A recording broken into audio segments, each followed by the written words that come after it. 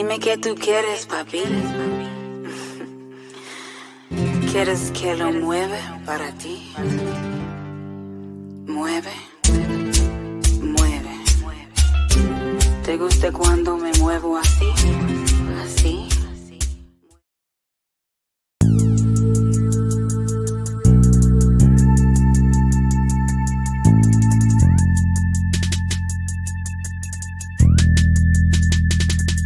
Thank you, God, for this day we have lived, everything in our life, our health, our family, the guidance you have given us, allow us guidance to the path of righteousness. Amen. Really, I'ma get that bitch. Revenge is a dish best served cold. She took my son, now my soul is cold. He took my daddy, now my soul is old.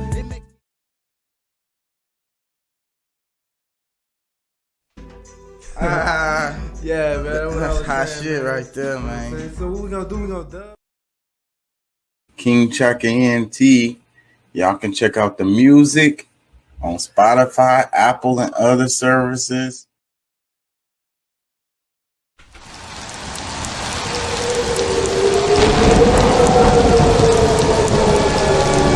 Doing what we do 3 to 4 nights a week. King Chaka ENT.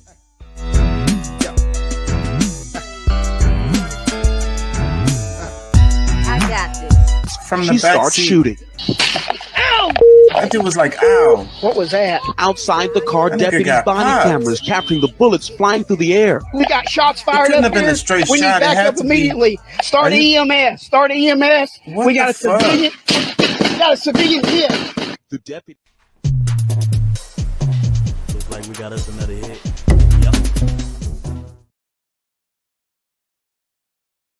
This is copyright.gov, U.S. Copyright Office. More information on fair use. Fair use is a legal doctrine that promotes freedom of expression by permitting the unlicensed use of copyright-protected works in certain circumstances. Section 107 of the Copyright Act provides the statutory framework for determining whether something is a fair use and identifies certain types of uses such as criticism, comment, news reporting, teaching, scholarship, and research as examples of activities that may qualify as fair use. Section 107 calls for consideration of the following 4 factors in evaluating a question of fair use: purpose and character of the use, including whether the use of the commercial nature or is for nonprofit educational purposes, nature of the copyrighted work, amount and substantiality of the portion used in relation to the copyrighted work as a whole, effect of the use upon the potential market for or value of the copyrighted work. Okay, so anything I use for you guys, hit me up if you want me to remove it, edit it, or whatever. Nothing is used to infringe on anybody's intellectual property. I don't intend on doing that, and I don't intend on profiting from anyone's intellectual property. So I'm glad to edit or delete anything that's any of my videos that I've used of anybody. So that's it.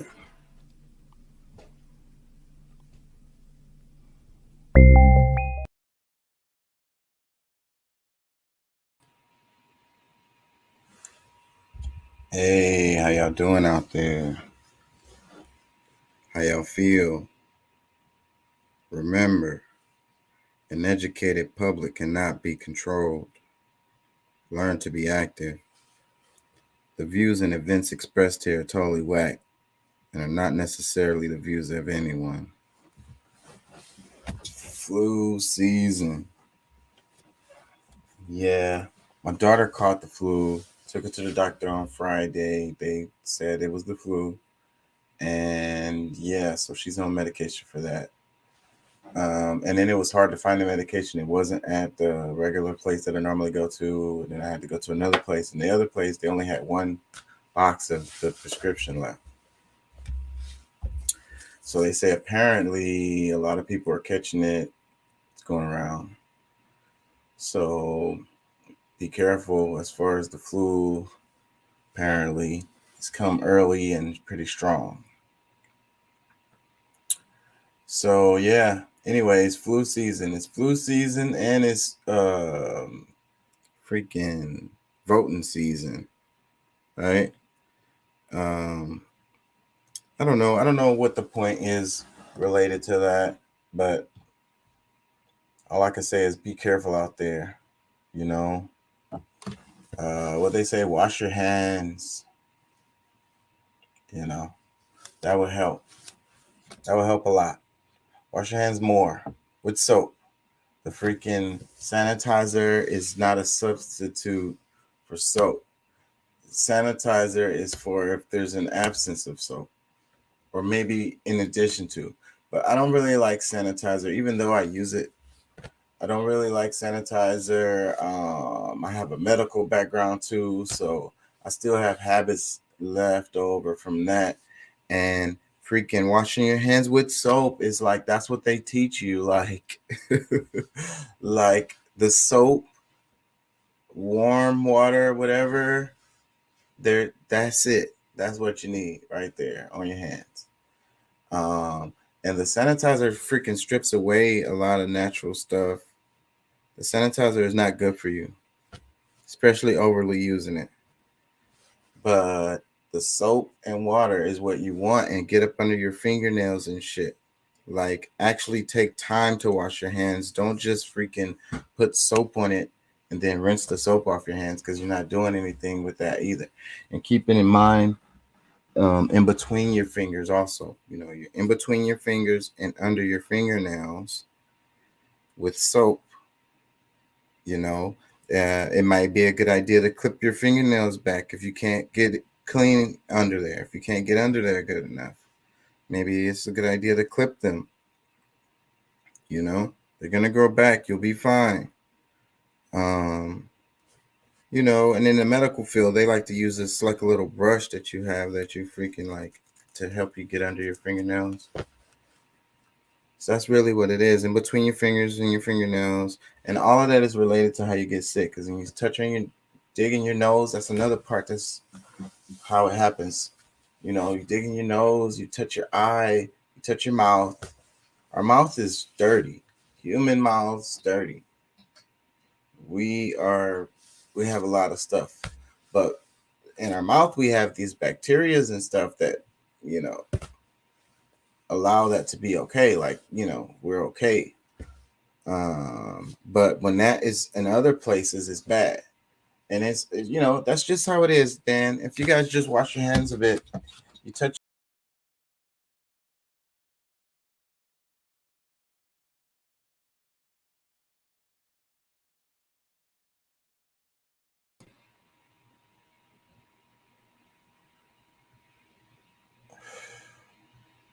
Can y'all see me? Damn it, I fucked up. I apologize. Be pressing freaking buttons. I don't know what to do because I can't tell if y'all can see me or not. Let's do this. Can y'all see me? Okay, I'm here. Anyways, y'all, wash your hands. From now.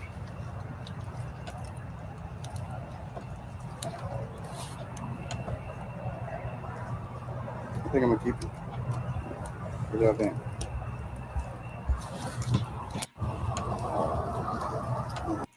Oh, fishy. Fishy.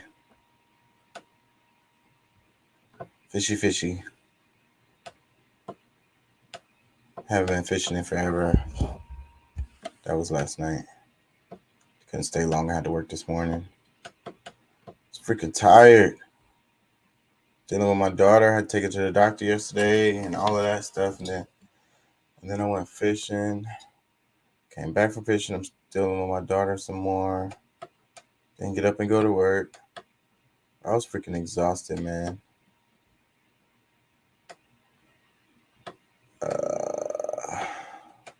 Like single parent.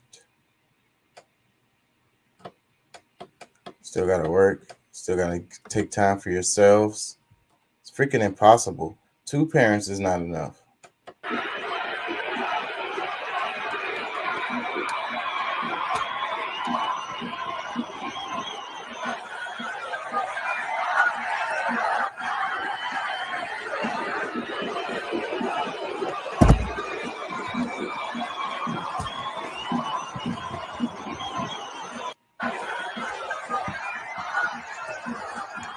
think that's in Iran. That photo says a lot. You know, people be talking about George Soros or whoever is behind the protest, this protest or that protest. Whenever you see a picture like this is a lot of people. There's no way a George Soros or anybody else could fund this. No. It's going to be organic when it's this many people. There's no way, because you can't organize this many people. It's impossible. The people organize themselves like it's organic. So there's no leader. Let me read the caption. I think this is Iran. Let's see what this says. It says, I spent all of last week touring the East Coast with two of my dearest friends, laughing and celebrating a reclamation of our first job, a reclamation rooted in the feminist ownership of our work, our bodies, and our stories. It was not lost of me that halfway around the world, our sisters are being murdered by their country's oppressive regime for saying we matter. We deserve to be free. Every night on tour, I would pore over the latest news out of Iran and pray for those women and allies. I can feel futile to simply share videos, but it is not. When we all keep sharing to our stories and our feeds, we keep their fight in the light. We refuse to let the regime silence its people, and I believe the people will win. With our global solidarity, they will triumph. So don't get complacent and don't fall silent. Keep making noise.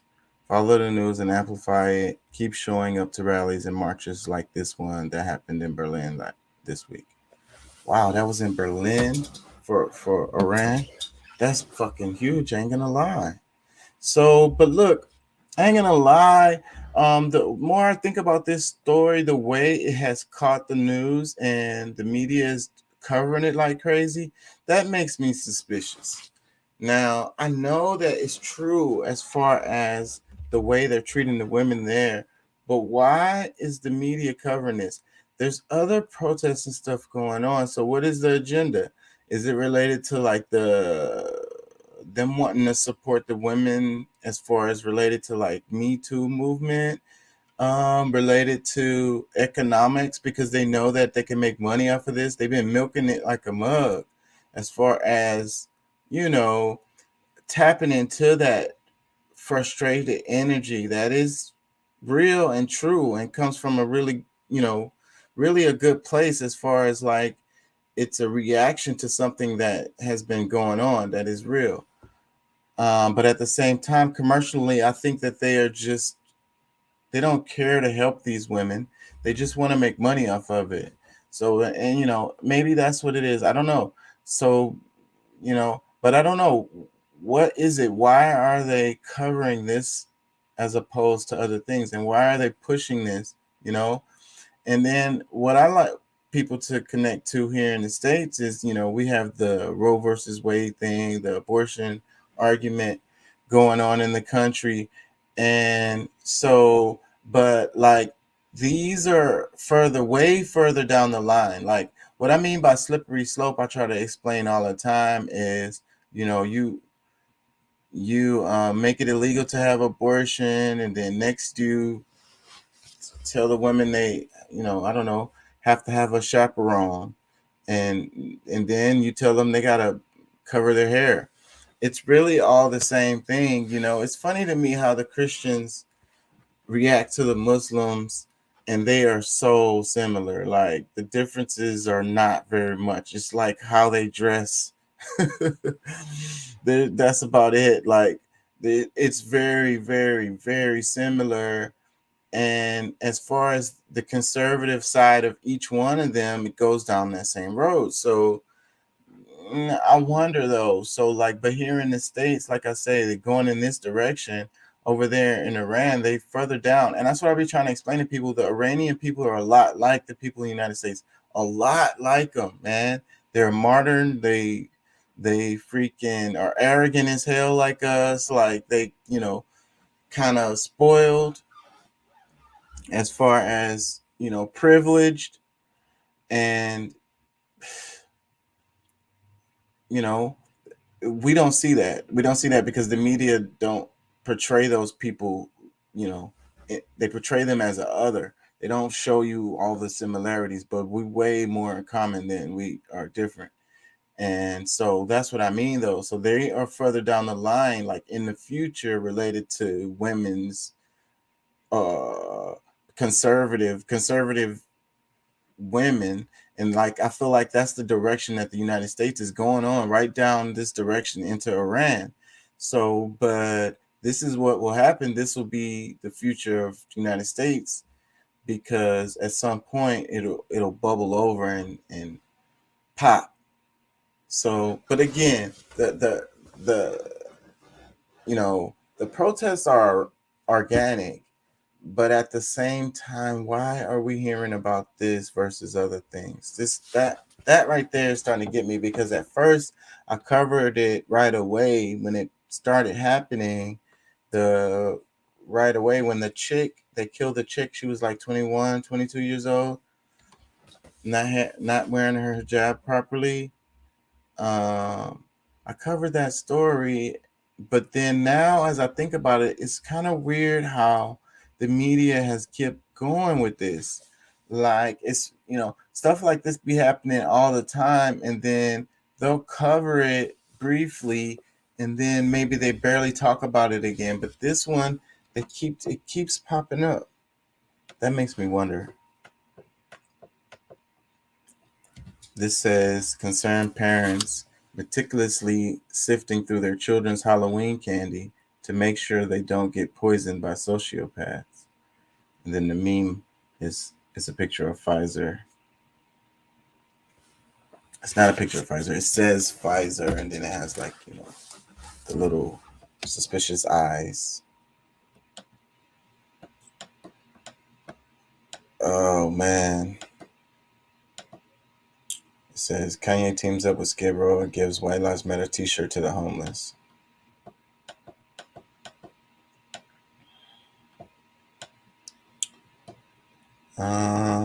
The one where Kanye is calling him a boy. That's pretty funny. I was just watching this. When did this happen? How recent is this? He's like, boy, don't call me boy. One room, and we're going to read let's go top 10 in each one of these categories, right? Let's read Michael B. Jordan's but why would any of that? Let's Okay, read but Aaron why would Donald's any of that? Why Bro, would any of hey, that? bro, I ain't finished. I ain't finished my sentence. Nothing you're saying has anything to do with regret. Hey, boy. Don't call me boy. Don't finish. We need to go to the top lawyers, the top execs, the owners of the stadiums, the owners of the football teams, and the owners of the record labels. And we're going to put them all in one room. And we're going to read let's go top 10 in each one of these categories, right? Let's read Michael B. Jordan's but why would any of that? Why would any of that? Why would any of that? Hey, bro, the boy then. I'm going to finish my sentence and my idea. Nothing you're saying has got anything to do with the tweet. Cool. Bro, I was in the middle of a sentence, boy. Okay, so are you going to allow me to finish my sentence? Yes. If you then answer my question. Okay, so I'm going to tell people when I would apologize. I told you. Oh, don't treat me like a boy then. I'm going to finish my sentence and my idea. Nothing you're saying has got anything to do with the tweet. Cool. Bro, I was in the middle of a sentence, boy. Okay, so are you going to allow me to finish my sentence? Yes. If you then answer my question. Okay, so It's hilarious. I'm divorced, and this is like a funny thing I thought. Being that her name is no longer West, and my name is no longer Ye, if there was ever, being that her name is no longer West, and my name is now only Ye, if we were ever to be together again, what would our name be? Kim Ye. Would you like that? You know, of course I'm divorced, and this is like he's hurt. A funny.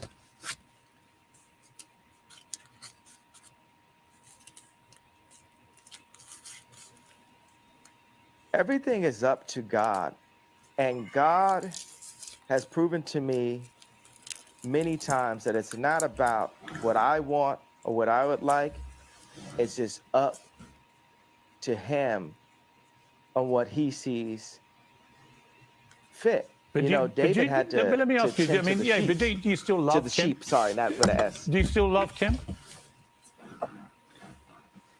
I absolutely love. I'll love her for life.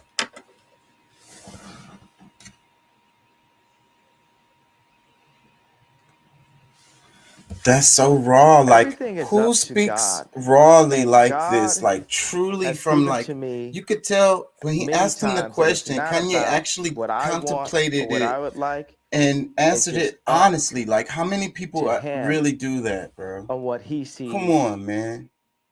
fit. But David had to. But let me ask you. Here's how let me we phrase grow. it like this. I'm about to suggest to you how you may grow if you choose to grow this way. And you can ignore me. You can ignore me. Pierce, how much money are you worth? Not as much as you, sadly. Exactly. So take my advice. Maybe you'll get richer. I would love to take your business advice. Why would I listen to you? Here's how we phrase it like this. I'm about to suggest to you. Like, y'all don't have the balls to talk like Kanye, man. Y'all don't have the nuts. Y'all too scared. Like, wrong or right, he's coming straight from his soul, like straight from his heart. He's being his authentic self. He's not afraid, unfiltered. I really would love to see more authenticity in our society. The fakeness bothers me to no end. You can't even have conversations with people because they don't never really say anything. Like, they just be talking about sports or whatever the hell. Approved conversation, like approved sentences, approved lines. It's also rehearsed. It's also robotic. You say the same thing to everybody you talk to. You're not really having a conversation. It's like you're an NPC inside a video game. It's so crazy. Like, and then I'll be wanting to talk to people, actually talk to them, and then they get uncomfortable, and then I'm weird. So that sums up my social life right there. Like, you can't be speaking the truth, telling the truth. You can't be talking about serious subjects, things that matter. No, that's rude. What about the Stros? What about the Stros game? Who won in the Stros game? Let's talk about that. It's like, I don't want to talk about that. It's like, it's gonna be whatever. Like, who won? The Yankees, the Stros won?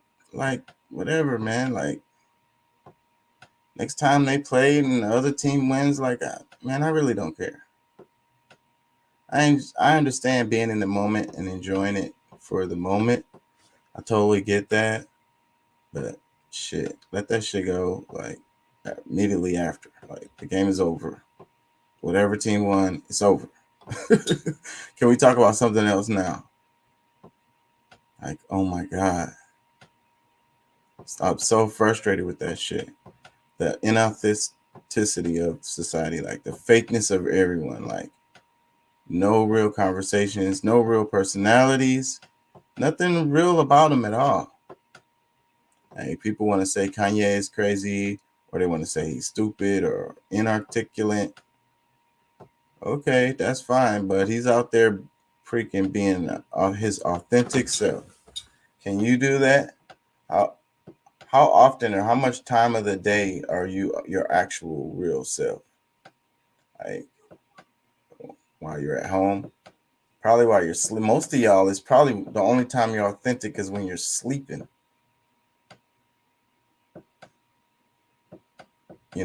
But society rewards you for being, for pretending or whatever. And it punishes you for being authentic. This one says, y'all with it? Kanye West reportedly wants to make his own mini city.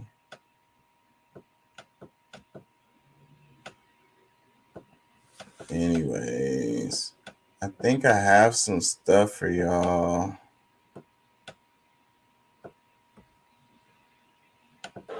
till your name drops. When your name drops, don't expect people to name drop anymore. If you think they will stick by you through a real crisis, you are a fool. 90% of people will drop you like a hot potato and act like they never knew you. And they will text other people about you and tell your business like they never ate at your table. People will name drop till your name drops. When your name drops, don't expect people to name drop anymore. If you think they will stick by you through. I ain't gonna lie, that's probably true. I don't know how much of a positive message that is. Is that the message you should be giving your congregation? How does that really help them? That sounds pretty negative. Like how you should be telling them. But anyways, it's a clip. It's a clip. It's a clip. Let me stop because I'm overanalyzing a clip.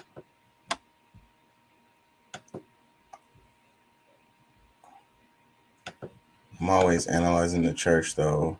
I grew up in the church, and I freaking still got heart for the church. And it makes me sad to see these supposedly leaders in the community leading the community astray, leading them to suffering, leading them to being poor, and leading them to make bad decisions, like for their own freaking monetary gain.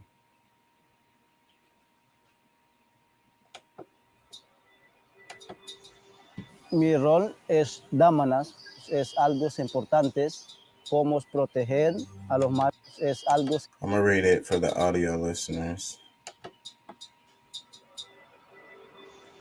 Mi rol es. My role is dámanas, dominus. Es algo importante.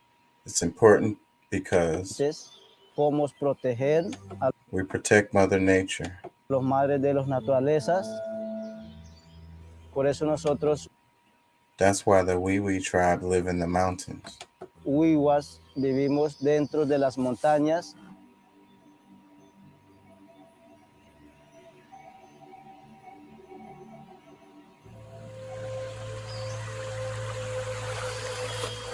Sierra Nevada, Colombia. La comunidad Wiwa. The Wiwi community has 4 indigenous ethnic groups. Habemos los 4 etnias indígenas. Del años atrás. Years ago, there were many indigenous people. Había muchos indígenas. Esos indígenas nunca ellos sabían en la ciudad. They never been in the city. Ellos nunca utilizaban el zapato solos. They never used shoes. They never walked barefoot. Wait, they never used shoes. They walked barefoot. Caminaban el pie descalzos. Ellos hacían sus vestimientos, algodones. They made their own clothes. Y después empezamos como se estudiar en las Then we changed. People started to study in schools. escuelas. Por las creencias son nuestros pensamientos. But we continue to hold the same values as our ancestors. Todavía llevamos igual como nuestros ancestros, pero las mujeres indígenas. The women collect the cocoa leaves from the land. Ella que la recolecta donde están las plantaciones.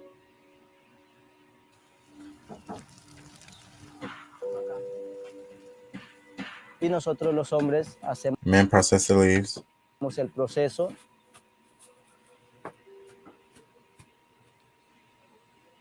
Podemos masticar en la boca. Then we chew it. Eso nos da como algo energía. It gives us energy. Estos de Wiwas se llama dambur. It's called a paporo. Esto es lo que nos entregas el mamos. These are given to us by the tribe leaders. Los líderes. Todos los hombres recibimos el damburro. When they're 18, they get one to signify they've become an adult. Cuando cumples edad de 18 años puede tener su identificación. Igualmente, el principio se recibe la Starts off as the base of a pumpkin. calabaza. la saliva de los ayos When the saliva is combined with the lime, cocoa, and seashell powder, con la cal, cuando se mezcla, eso se va pegando y se it creates a rim around the purpura over time. va formando, se va creciendo. Igualmente como los conocimientos. Our wisdom increases as the purpura grows. Lo que vamos aprendiendo. Y nuestros personalmente. We can learn many things about ourselves and our culture with this. We can teach our children how to respect the mountains and how to live peacefully in this world.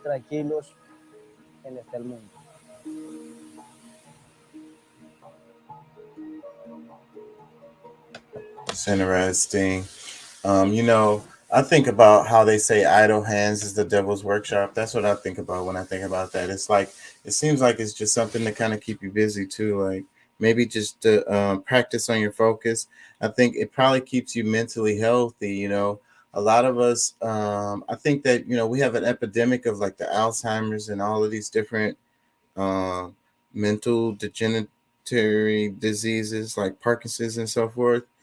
And I think a lot of it is related to like our easy ass life where we don't have to think and shit. And we don't practice and work out that muscle, you know. So I think that's part of it. And just keeping your hands busy, you know, actually, you know, moving, kind of creating something, you know, it keeps your focus. That's probably what it's for. And then it's probably kind of like a prayer, you know. Sometimes I think that people don't really understand prayers completely because I think about the creatures. People talk about the creatures of the world and how they pray, and it'll be like a dance or a posture or something like that, like that they do that seems like it's for no reason at all. And that's what I think. So freaking humans, we do it too. We have prayers that we do that are non-verbal, you know. And I think that something like this that we played in this video is like that. It's like a prayer. It's kind of like giving thanks. Anyways, let me read the caption. It says, the Wiwi tribe in Colombia's Sierra Nevada mountains have lived harmoniously with nature for thousands of years. Here, the tribe shows us how they work to keep their ancient culture alive in a rapidly modernizing world. I may read some comments. It says, I'm Colombian, and it's sad to see them not get the recognition they deserve. Another comment. That's a very good dramatic story told in under 3 minutes. Well done. And such beautiful people living such beautiful lives in such a stunning, magical place. I think the civilized world is many years away from still trying to convince ourselves how much better off we are with cars, jobs, houses, wives, debt, etc., etc. Telling you, man. The way they lived was sustainable. And a lot of the indigenous around the world found equilibrium with the environment around them. And that's what allowed them to continue for thousands of years. I don't think our modern civilization is going to make it like that. It's going to have to change because the way we move is unsustainable. We're not in balance with nature. We're totally out of balance. We're totally out of whack. And it cannot continue this way. So at some point, we're going to be living something like that because that's what's natural for us. And that's how we fit into the ecosystem. We just need to find a way to build our cities. Maybe we don't need like big, huge metropolis type cities, but who knows? I don't know. I saw that thing when Saudi Arabia is trying to build this like line city. I think that's freaking interesting as hell. And it's supposed to kind of, you know, work with nature.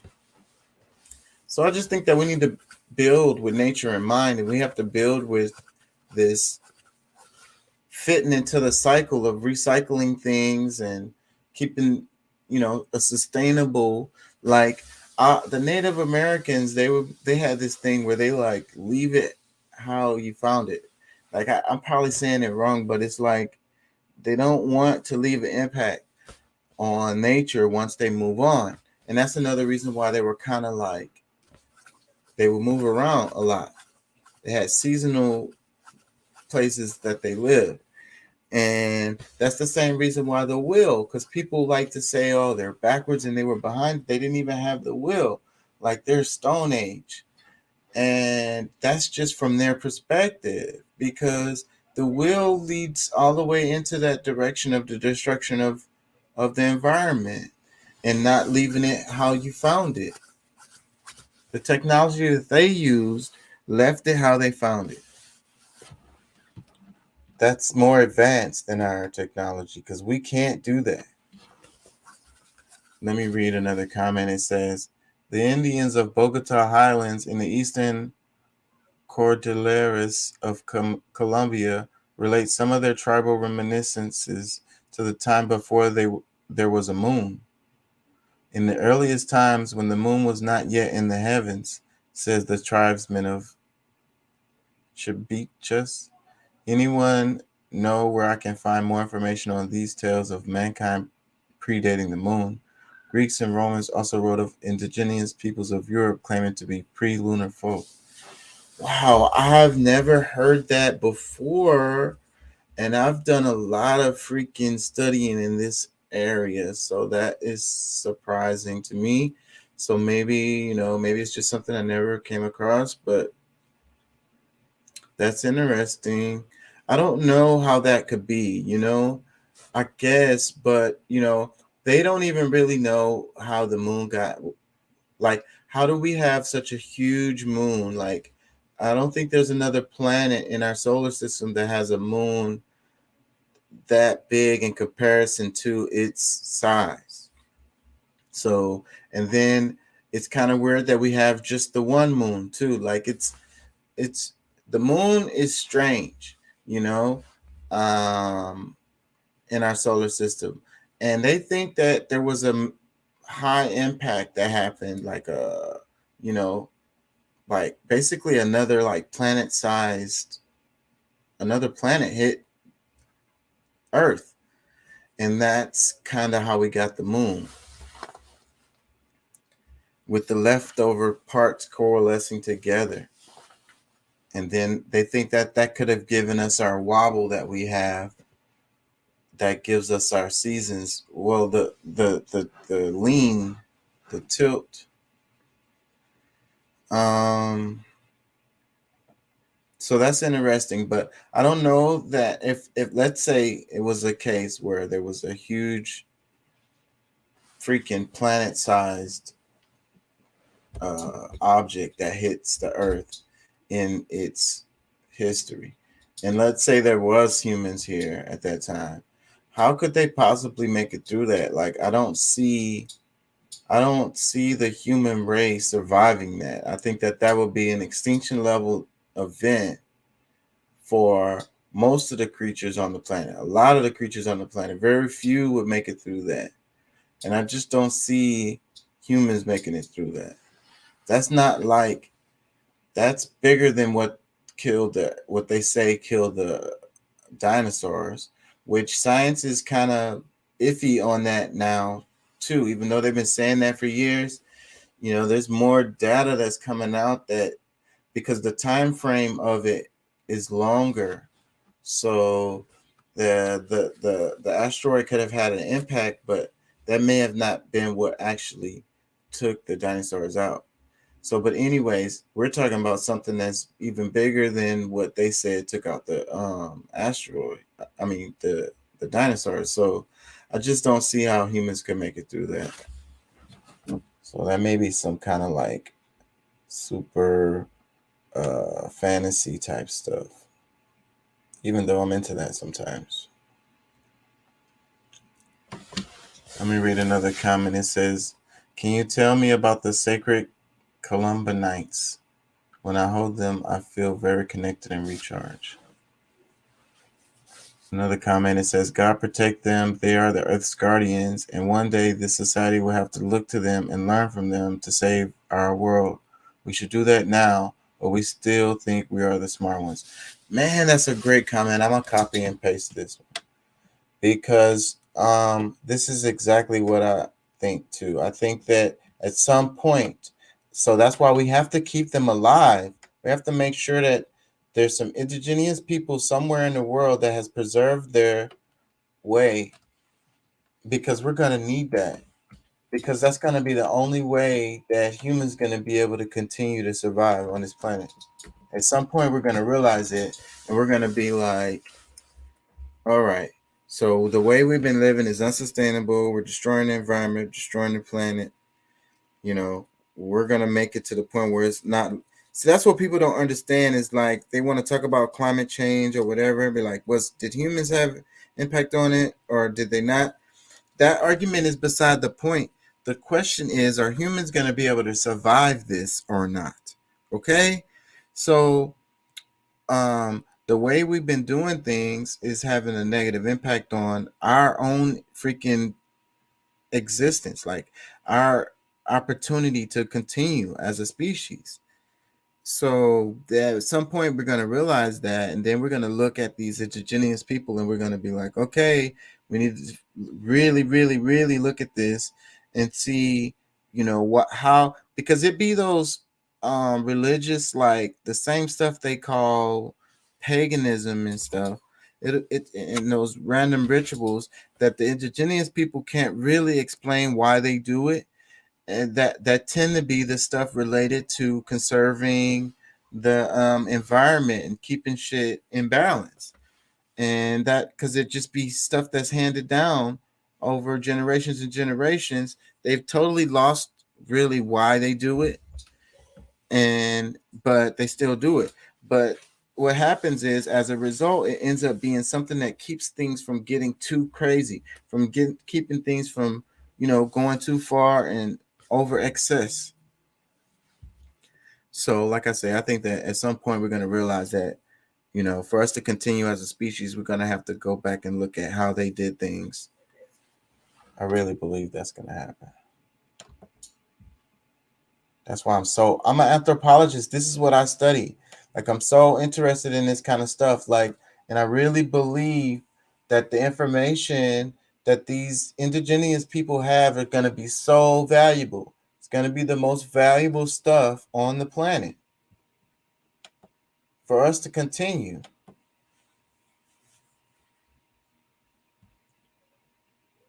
And we're going to have to really, really, really study it and dissect it and try to figure out how we can use that information to keep us going. Because we're going to have to model our societies in different ways. We're going to have to structure our societies in different ways. Anyways, I did want to cover this earlier in the week. Liz Truss. Did I play the video of the lettuce? I know I mentioned it, but I don't think I played it. Liz Truss. Did I play that video? I think I did play it. The UK is a whole mess.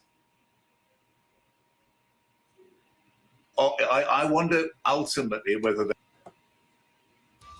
the UK's governing party choosing a leader for the second time this year to replace Liz Truss. Can a new Conservative Prime Minister restore confidence, or will the country head towards early elections? This is Inside Story.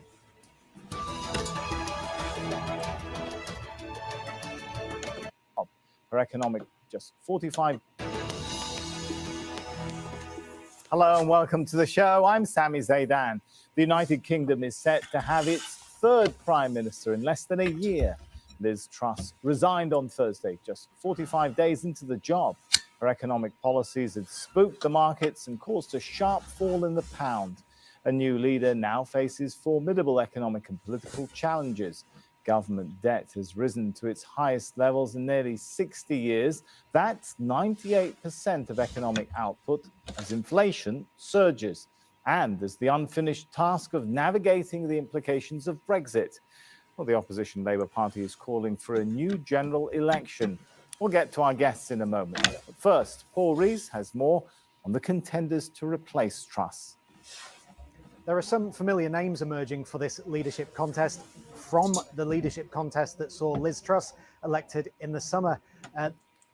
Anyways, the importance of this story is Liz Truss rammed through all of those neoliberal policies. She had a green light and she went in on it. And what's crazy is these are the same policies, austerity measures like tax cuts,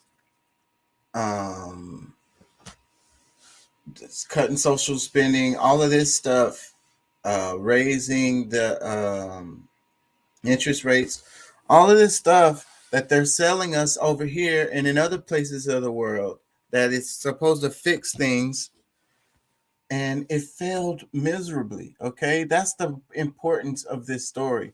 And when we're talking about these neoliberal policies, okay, and what people please understand when they say neoliberal policies, that doesn't mean like the Democrats. That doesn't necessarily mean the liberals, okay?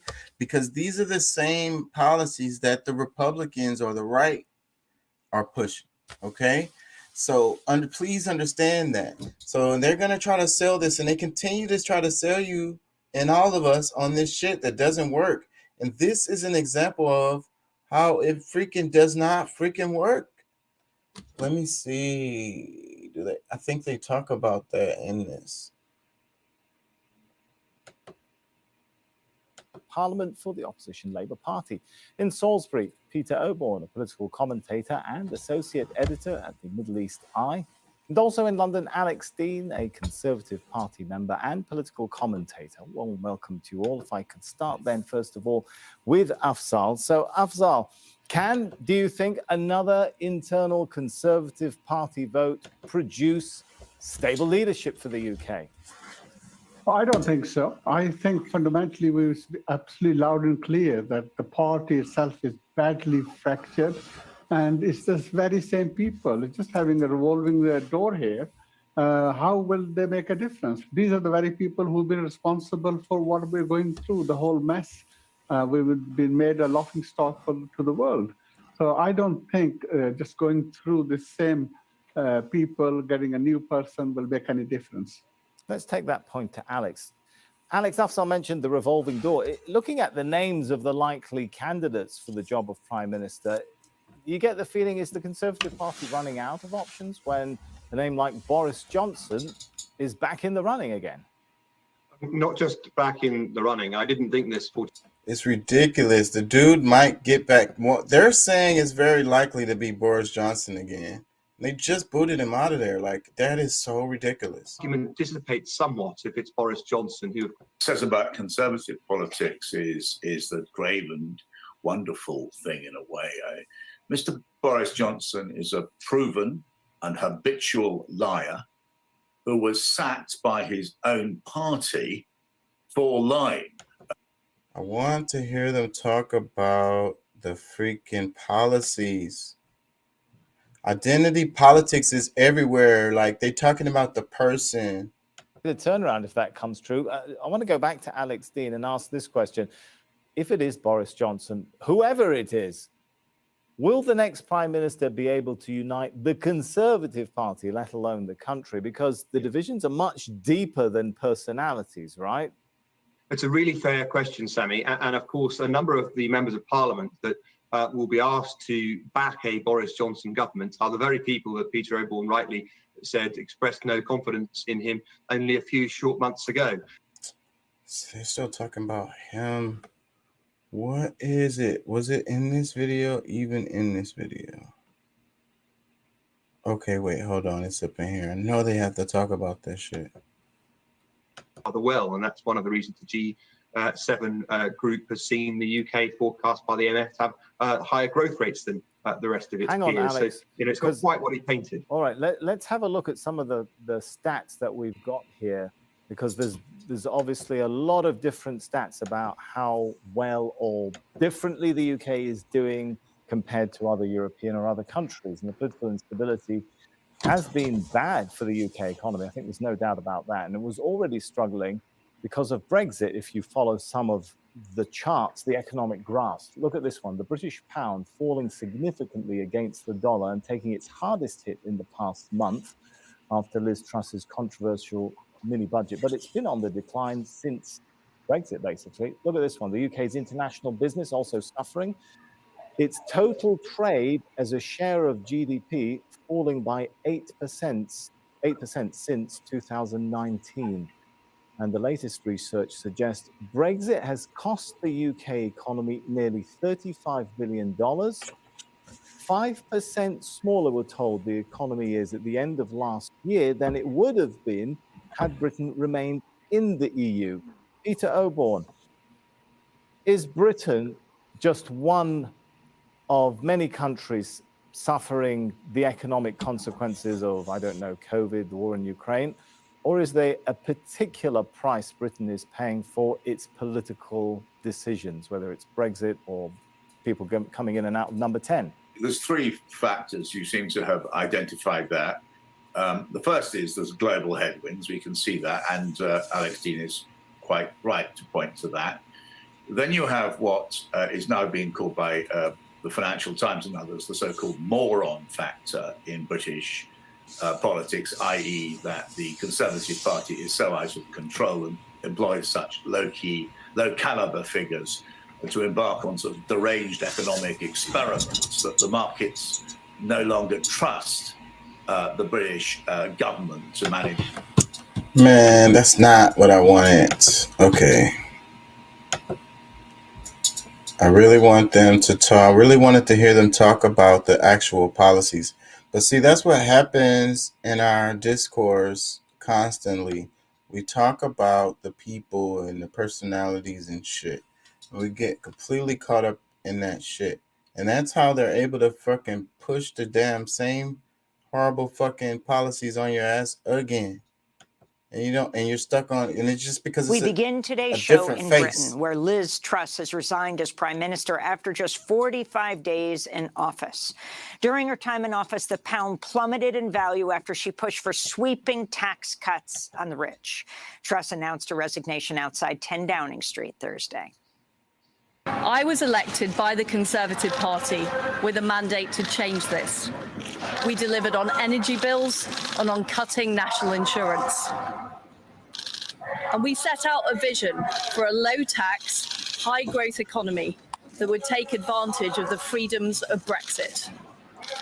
I recognise, though, given the situation, I cannot deliver the mandate on which I was elected by the Conservative Party.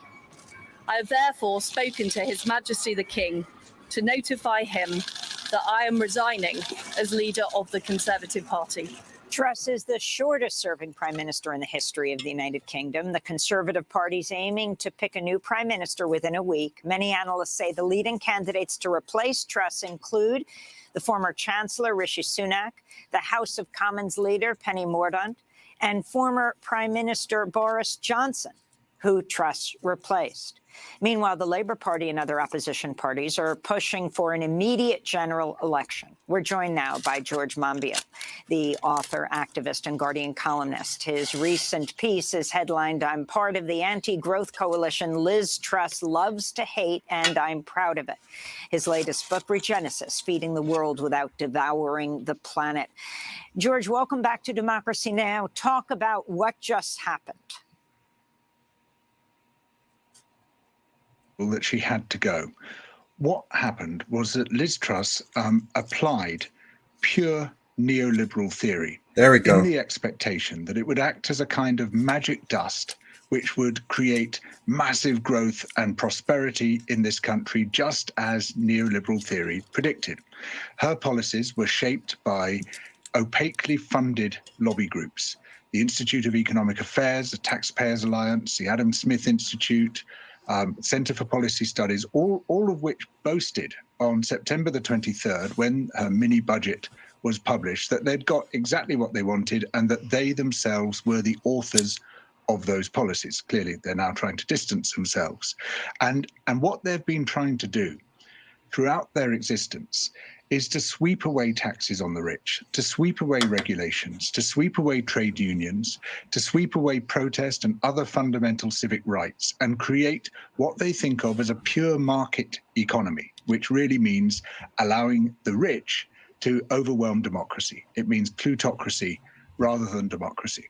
Now, in the past, successive prime ministers have had similar agendas, but they've also had to temper them slightly because they have some more or less realistic appreciation of what the public might be able to tolerate.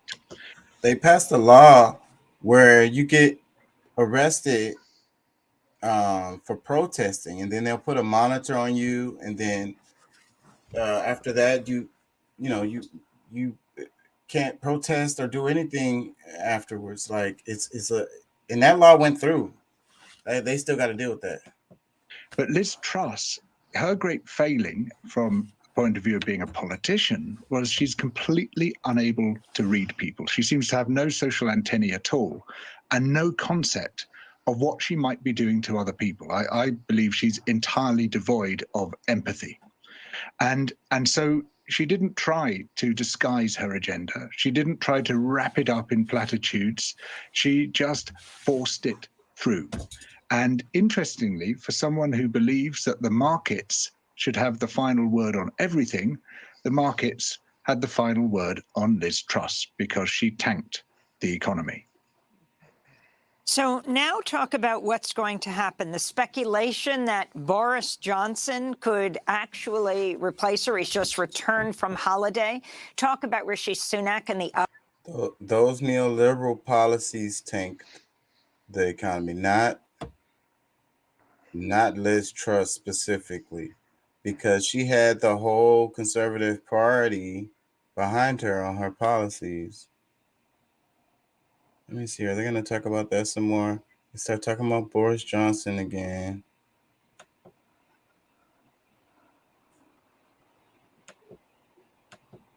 Because it's really looking like it's probably going to be him. So crazy. Parliament in the United Kingdom, his net worth, along with his wife's, who inherited this huge fortune, amounts to hundreds of millions of dollars. He's got homes all over the country, including a giant home in the poshest part of London, entirely reserved for visitors, so that they can put up their guests in this home in a country which has got a massive housing crisis. He too was fined over illegal parties when he was Chancellor of the Exchequer, in other words, the Treasury Secretary in the United Kingdom. And he also seems to have no concept of how people live, no concept of what it is to be pushed towards destitution, as millions in this country are being pushed. And he's another candidate of the ultra-rich.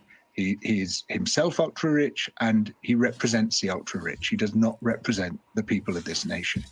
And the possibility that there would be a general election. And what about the Labour Party's Keir Starmer? Yeah, they don't have much of a chance. They freaking said Jeremy Corbyn was anti-Semitic. It's funny how they're saying that about Kanye West now. But anyways, they used the anti-Semitic stuff to tank Jeremy Corbyn and pretty much destroy the Labour Party over there. So there's no real opposition to the Conservative Party. So they're going to do whatever it is they end up doing. That's what's going to happen. It's probably going to be Boris Johnson. Let me read the caption. It says, British Prime Minister Liz Truss resigned Thursday after just 45 days in office, the shortest term in the nation's history.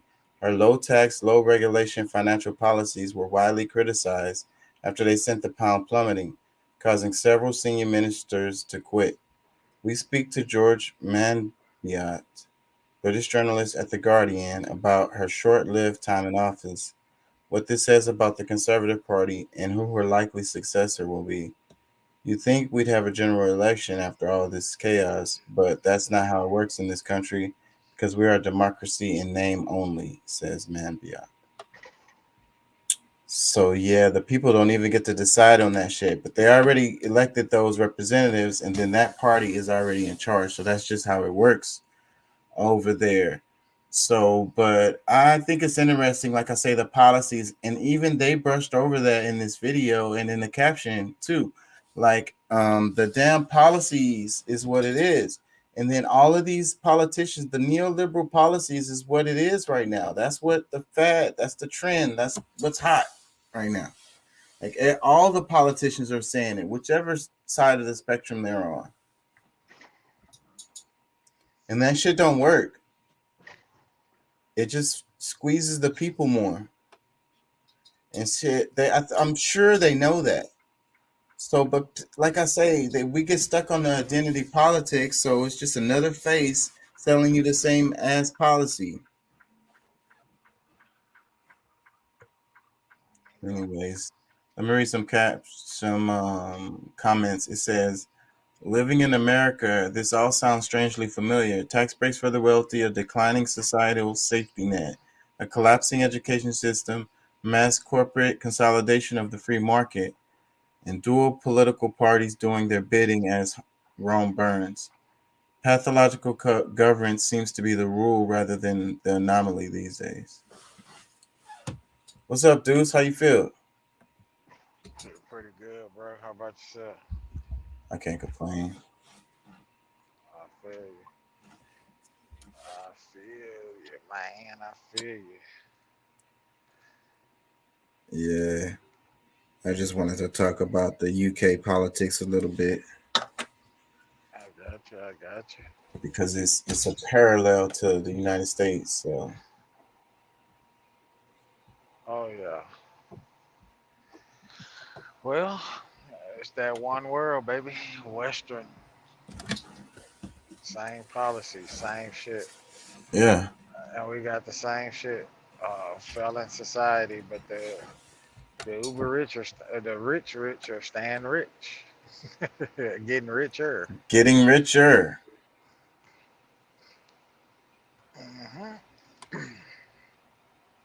That's just like I seen a video somebody posted on TikTok, talking about Cargill. Cargill is the largest American privately held company.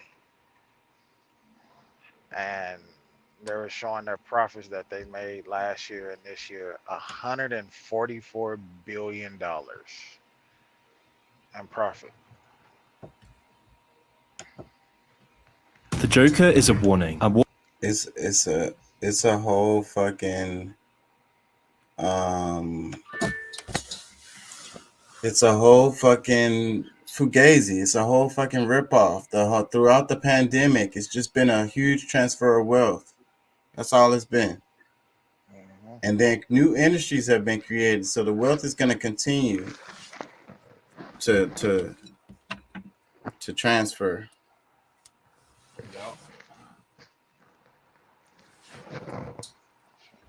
Yep. The people have to realize that none of this shit works without them doing. Like, we are the cogs of the machine. The machine doesn't work without us doing what we do.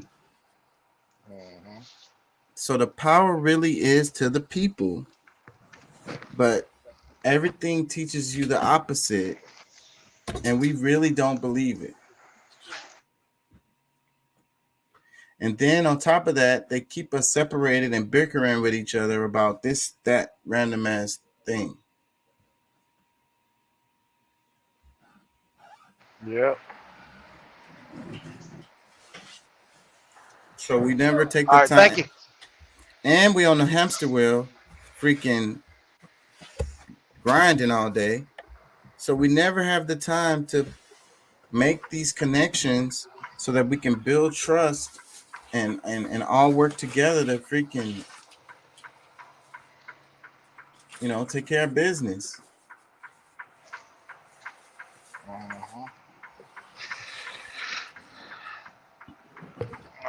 At some point in time, it's going to come to a head where you're going to be forced to band together or fold.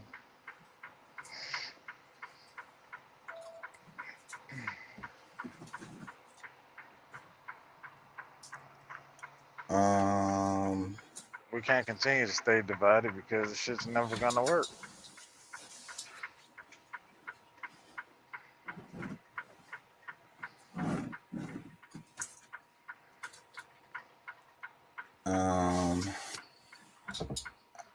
I don't know if I can play this, but I really kind of want to. I don't think it has anything bad in it that'll get me copyrighted. So if it doesn't play any actual clips. But this video is talking about the movie The Joker. And it's saying that the movie is kind of like a warning to society of how social collapse could happen. You know, and basically what not to do, like, you know, to keep that from happening or whatever. Yeah. Like, let me play it. I don't think it plays. I hope it doesn't play it. Let me see. Warning of how a modern Western society will collapse. And today, this warning is more important than ever because the movie accurately predicts how revolution will come about in the West. And judging by recent events, we may be much closer than we thought. To see what I mean, Joker gives us 4 clear stages of how modern society collapses and what will be behind a major revolution in the West. The first stage comes when a society is no longer connected, when communities are destroyed and loneliness is the norm. And we see this in the first section of the movie. The opening shot of Joker starts. You know, no community and loneliness is the norm. And I think that you know, it's crazy how connected we are with the internet, the opportunity we have to be connected with the internet. But it seems like it's only just driven more of a wedge in our society and we're just more disconnected.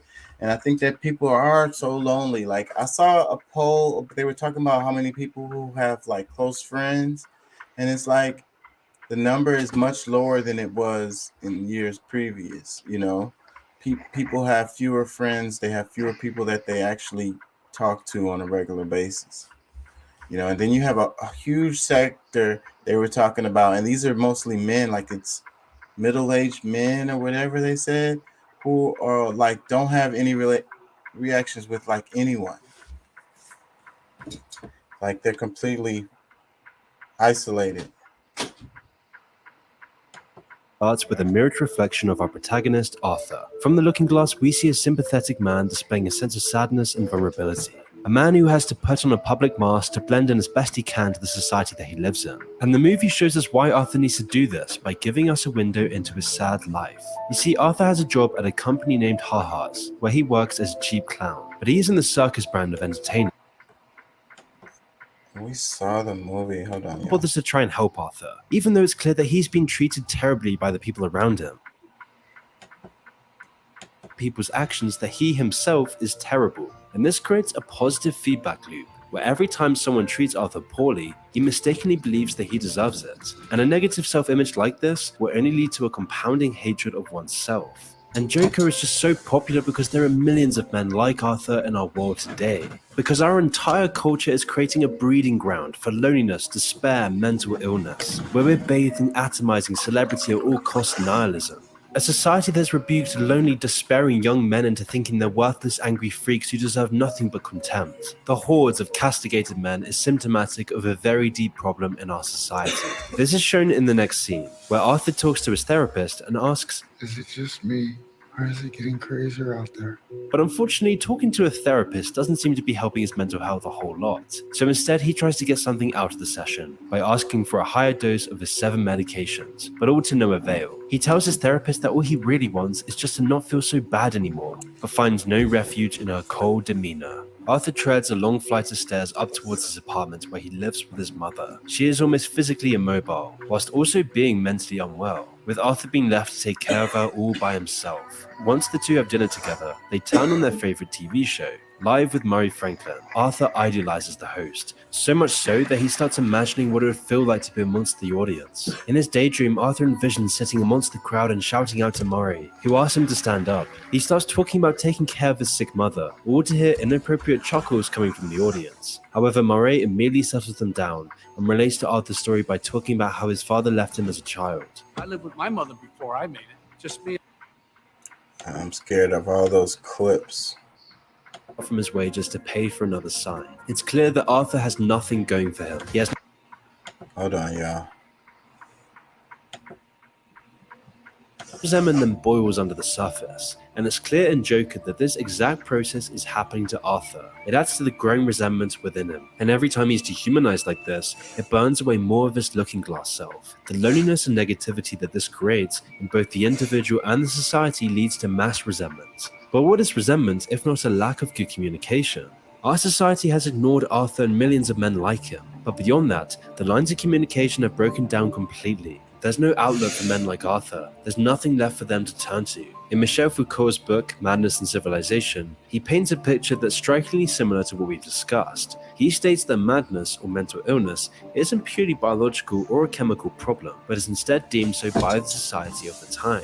Like in our age of cancel culture, where we've been taught that people who think differently are a danger to society and that they must be ostracized and bullied into silence. You see, there's numerous factors contributing to how a society perceives and labels individuals as mentally ill. But for Foucault, this has led to an overly simplistic view on madness as a whole. The practice of rejecting those who think differently has deprived people of the ability to interact with outsiders. And this fracture in dialogue leaves many people unable to talk about or even really comprehend the underclass's problems and the reasonings for their disillusionment. And this of course only leads to more loneliness and isolation for those living on the outskirts of society. Which is why the Joker holds a mirror on how a society that shames young men is in fact responsible for the consequences that this brings. A hollow, meaningless, synthetic culture that shows nothing but vicious hostility towards true expression and authenticity. And this lack of effective public dialogue is clear in Joker. Arthur is constrained by the clinical apparatus of therapy that has become his only place of solace from society. In his first scene with the therapist, it's clear society like attacking authenticity. Like if you're authentic, society comes at you. They want you to mold in and everybody to be Barbie and Ken. Let me read some comments. It says, I loved how the film didn't glorify his actions. You just felt bad for him. No one would want to be the Joker. He was full of pain and sadness, covered by a laugh and a smile. Another comment says, the movie actually inspires thought and discussion. No wonder critics hate it. Another comment, the part that makes you insane is that when you try to express how you feel, everyone looks at you like you're the only one suffering, when in reality, everyone is alone and suffering in silence. Man, and I think that that's true. I mean, a lot of people are suffering, and even with the mental health issues, but then they hide it because our society doesn't, we don't know how to deal with it at all. And it's like I say, you mold you into this freaking zombie robot so that you can fit in with everybody and never really express your thoughts and feelings. Let me read another comment. It says, the scene where he has to take a lecture from his manager and a cut from his pay followed the scene of him venting in the alleyway amidst the piles of trash. The sheer loneliness of his story really hit me hard. Another comment, perfect analysis, exactly the same message I noticed. Another comment, one of my favorite parts was when he let the midget leave and didn't harm him because he actually was one of the few people that didn't tease or disrespect Joker. This video is on point.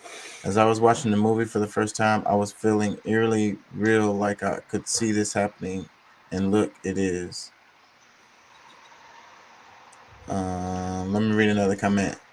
It says, it was incredible how so many people just got the message right away. Meanwhile, established media pretended to either not understand or demonize fans of the movie. Just goes to show how real this is. Did they demonize this movie?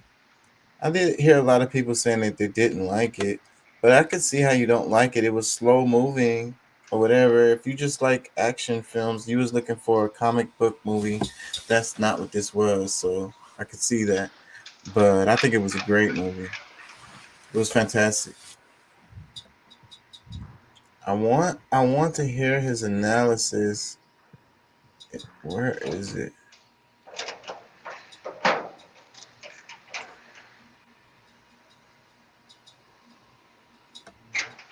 clear that Arthur isn't getting any actual help from the system. He still feels awful all the time, and it seems like his medications aren't even doing what they're supposed to. What Arthur really needs deep down is friendship, love, and community. All the things that the radical atomization and breakdown of modern society destroys. Arthur has no one to talk to or any way to meaningfully express himself, and it's tearing him apart. But as Foucault said, there's no dialogue with people on the fringes anymore, and that is what causes growing resentment in society, when huge swaths of men are completely detached from the world around them and pushed into the shadows.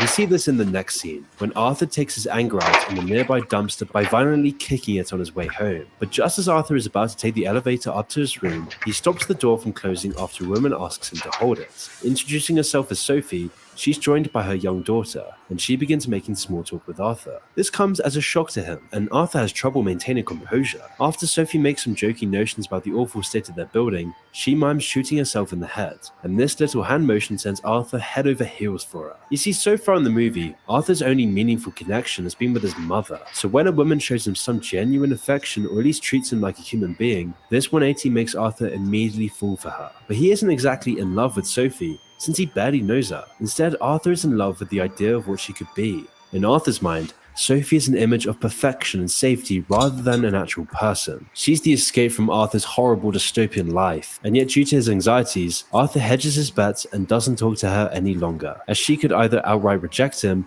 or turn out not to be the person he had imagined, because she is the only ray of joy to come into his dreary, hollowed-out existence. And if he squashed that, he'd have nothing left. Because Arthur doesn't have higher purposes or goals. His life consists of feeling inadequate, feeling numbed on medication, living a boring existence, all so that he can seek relief from the tedium by intervals of pleasure. And these pleasures and joys are uncertain and brief, so Arthur has to grab any joy he can and drown out the realization that his whole life is futile and meaningless. And it's this sort of thing that actually leads to things like incels and OnlyFans. This phenomenon has grown immensely in the past few years, something that we haven't seen before in hundreds of years of history. And this is a result of a huge section of society being completely detached from the people they see on a daily basis. It's this loneliness and not having any goals that makes people do crazy things to nourish their soul. But these solutions are always only temporary. They fall through the hands. We see these solutions, we see these glimpses of pleasure as mere projections. In the case of OnlyFans, a viewer is merely projecting what they want to see onto a woman, and this is just a symptom of millions of men who lack any meaningful romantic connections. These men are everywhere, men who have fallen through the cracks of society and have been reduced to depressed hedonists. But of course, these solutions are never sufficient substitutes for real human connection, and like almost all pleasures, they end up leaving you feel empty inside. You see, all the factors that we've talked about contribute to the massive problem of loneliness. And this feeling gives way to a bitter hatred for the society that isolated them. And this is yet another way that resentment has been brewing in our society. Things like OnlyFans only compound the problem for these lonely men. And matching the real world, Arthur also seeks a parasocial relationship with Sophie and starts stalking her from afar. That is until she notices and stops by Arthur's apartment afterwards, questioning if he was following her around. Are you following me today? Arthur has no idea how he's going to get out of this predicament, and so he admits what he was doing. Although strangely, Sophie doesn't seem too bothered by all of this, and so Arthur invites her out to a nearby comedy club as he's been practicing his craft and finally has the confidence to perform. However, it all goes awfully. The only thing that goes right is Sophie. There is nothing left to lose. Arthur is faced with a horrific realization that the routine and drudgery of his life, all the pain and fear, is leading to nowhere. His constant struggle for a better life was all for nothing. The belief in a future, better, happier life is now completely dead. So what else is there for Arthur if all his beliefs are officially dead? Well, that's when you develop a new identity, a new purpose. And in our real world, this is how more twisted beliefs begin to metastasize. And it's within these new beliefs that Arthur loses his own emptiness and loneliness. In fact, new political beliefs are the only thing that will give Arthur courage in the dark. And just like that, the Joker is born. After years of resentment, Arthur is ready to explode, and something is about to push him off the precipice. It all begins while Arthur is minding his own business, and suddenly notices a group of 3 well-dressed men harassing a lone woman. I want to hear him talk about the binding traditions of the society they live in are no longer enough to fortify the destruction of their community and happiness. And so the only way out of their despair requires a complete revolution. Which leads us on to the third step of Western revolution, social unrest. You see, when a society and its habitants become too harsh, it pushes more and more people out of it. And when the loneliness and resentment get to be too much for people to handle, cracks in the society start to show. And the next scene of Joker gives us an insight into what causes this. It's shortly after this point that Arthur goes to see his therapist once once more. And lots of what he says points us to another influential thinker on madness. R.D. Laing is a controversial figure in psychiatry, but one of his core theories matches what Arthur says in this scene exactly. Arthur mentions that he, quote, didn't know if he really existed. And you see, R.D. Laing theorized that one of schizophrenia's underlying causes is ontological insecurity, which means not being sure whether you actually exist. And as a defense mechanism to this existential problem, the self fractures into multiple pieces. In Joker, we see this happen literally,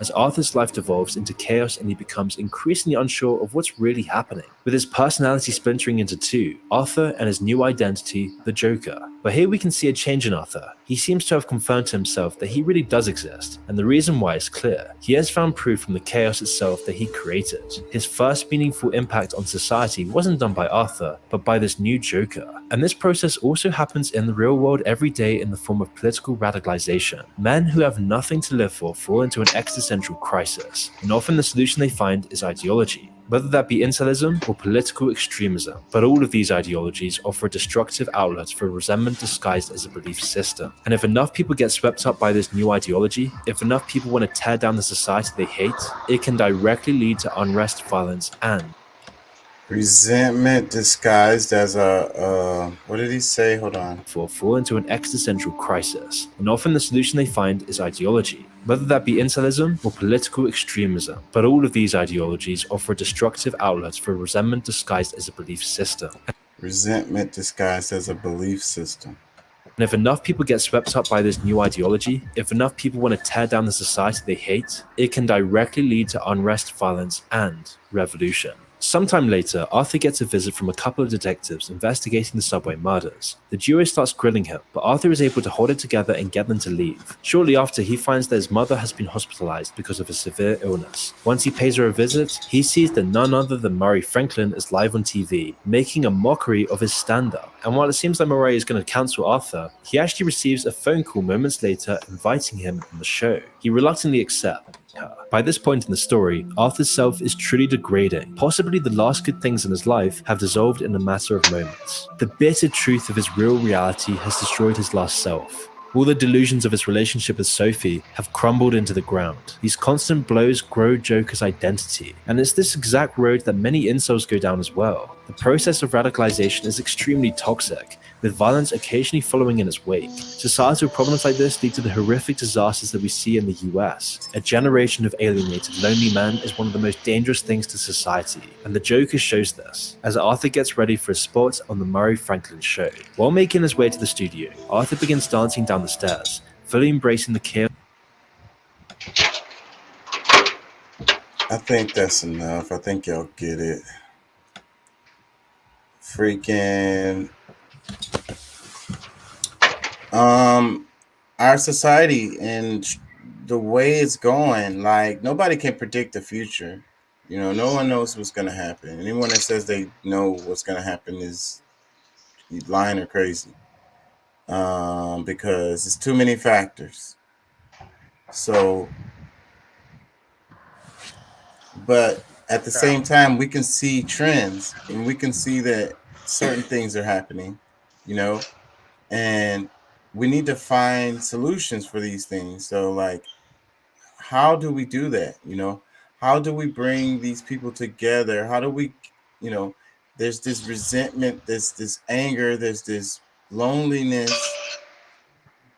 you know, and it's manifesting like politically, you know, it's manifesting into radicalization one way or the other. Yeah. You know, because on top of that, you have a system that doesn't take care of people, you know, fairly, justly. I mean, how just can the system really be, I guess, is a question. But, you know, I think people know that. I think that if people know that the system ain't going to be like completely fair, they just feel like they're getting screwed. Like extra screwed. Yeah. And then they're lonely and miserable and just go work their job and just pay their bills and just like, this is what all it is.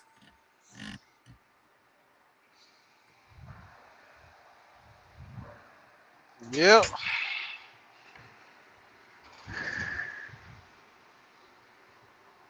Hello. Yeah. I was making sure I was still on here because I'm moving around, working and stuff. Yeah.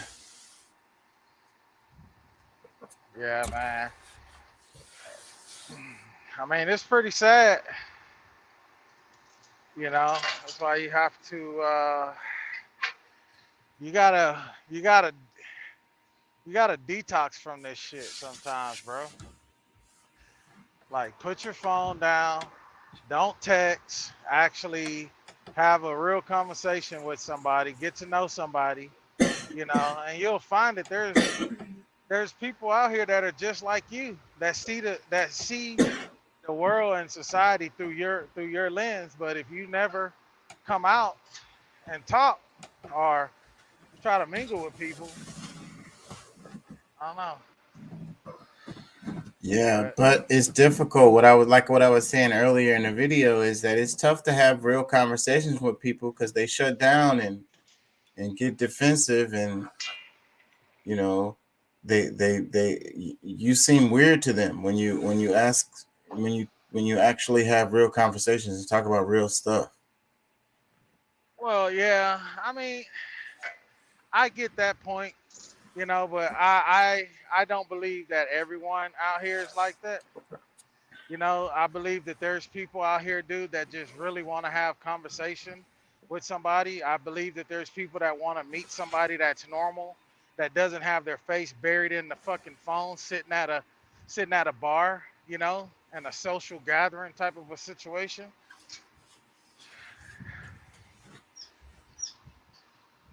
You know, like the idea of you going to a bar to be left alone, that's not a very, very good idea. You know what I'm saying? I don't know. Yeah, I agree with you, but I ain't gonna lie, I'm guilty of doing that at the bar. But it's crazy, right? It's just kind of insanity because what you're saying is true. Like you don't have to go to this social setting to drink or whatever. You could do it in other ways. So you're going there and you know it's gonna be a bunch of other people there, and then you don't want anybody to talk to you. So that's kind of weird. That's kind of crazy, actually. But people in our society, they do that shit, bro. Like they go to a place like that, you know, like right now the Astros is fucking playing to try to make it to the World Series, and they go to a sports bar knowing it's gonna be loud, knowing that you're not gonna have a peace of mind there, you're not gonna be left alone. Somebody's gonna make a comment to you about the game. You know, it's like, why even fucking go there? You know, like, you know, like I just like I believe in that shit, bro. Like when we're out and about, like if we go have dinner with each other, me, my wife, and my children, or we're sitting at home having dinner with each other, it's like, hey, put the fucking phones away. You know, have a real conversation with, you know, with your parents, with your kids. You know, put the phones down. You know, have a real conversation. Quit all of this bullshit of I don't know or shutting down that mid conversation. Have a fucking conversation. You're a human being. You know, people. You know, that's a fucking cop out. You're having a conversation and you're trying to explain yourself, and then all of a sudden, mid conversation, you're like, I don't know. That's a fucking cop out, dude. You fucking know what you mean. Just fucking say what you mean. Talk. Be a man. Be a woman. Speak. If it hurts somebody's feelings, it hurts somebody's feelings. But we're asking you to have a simple conversation here. Say how you feel.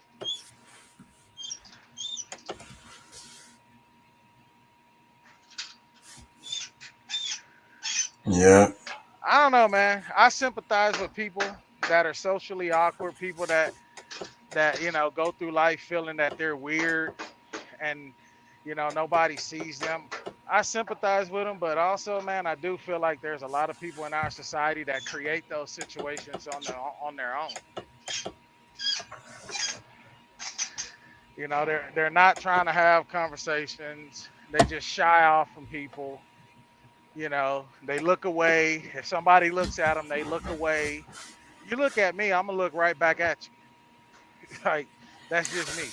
I think that's a big part, though. What you're saying is so important because, like, acknowledging the existence of another person, you know, the thing where people like they want to act like you're not even there and not even acknowledge your presence, like that's, you know, that's hurtful. But it's bad on both ends because it's making you're crazy when you know, because you're pretending that there's not another person there, that's like their existence doesn't matter, but that's not the case ever. Like, Yeah. you know, so like the eye contact, yeah, at least a nod or something like, you know. Yeah. So like I say, bro, if somebody looks at me, I'm looking back, you know, and I sense that they're looking at me, I look back and I'll give them a nod, you know. I may even throw my hand up like, hey, what's up? You know, like that's just me. But like I say, man, you know, I wanna empathize with people that go through life that are socially awkward, that feel like nobody sees them. But you know, I got family members like that, man, and I can't say that everybody like that is like that, but a lot of the people that I've been around that struggle with that, they create the situations on their own, dude. They won't have you know, somebody comes up and try to have a conversation with them, they act all shy. You know, they don't look at the person in the face when they're talking. They hold their head down. You know, like that's a sign of weakness. Fuck that. Hold your head up. You know, look at them, have a conversation.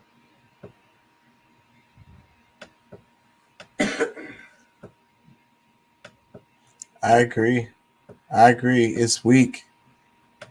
Um, at least some eye contact, at least some acknowledgement that there's another freaking human there. You know, so if we could just do that, it's really crazy because we want to say that there's no racism or whatever, but then that's fine. Maybe there's, maybe you want to call it prejudice. I don't know.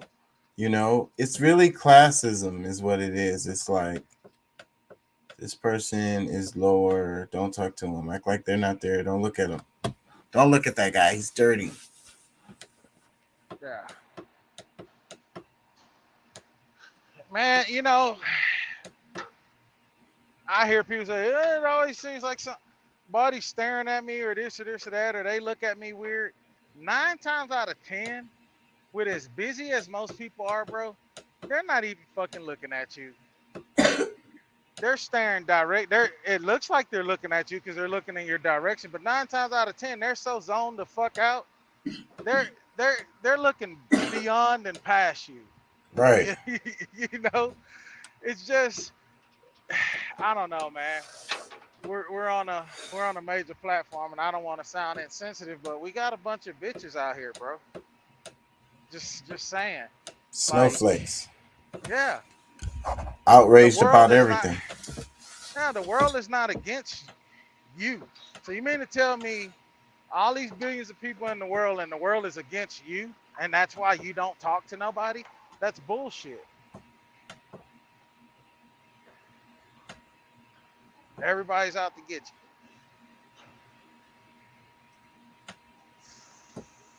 Yeah, literally everybody. Everybody is concerned about what you're doing. Everybody got something against you. Yeah. Yeah, it's humanly impossible. Like, but like I say, man, you know, what do we do? You know, I mean, I try to reach out to people, talk to people. I'm a friendly guy. I like to run my head a little bit. You know, so I don't mind having a conversation with somebody. Man, I crave those intellectual conversations or just any conversations about actually anything really, like other than freaking sports and the weather, like, you know? Yeah. Yeah, man, and you'll find that there's a lot of people just like you They just simply want to have a conversation with somebody.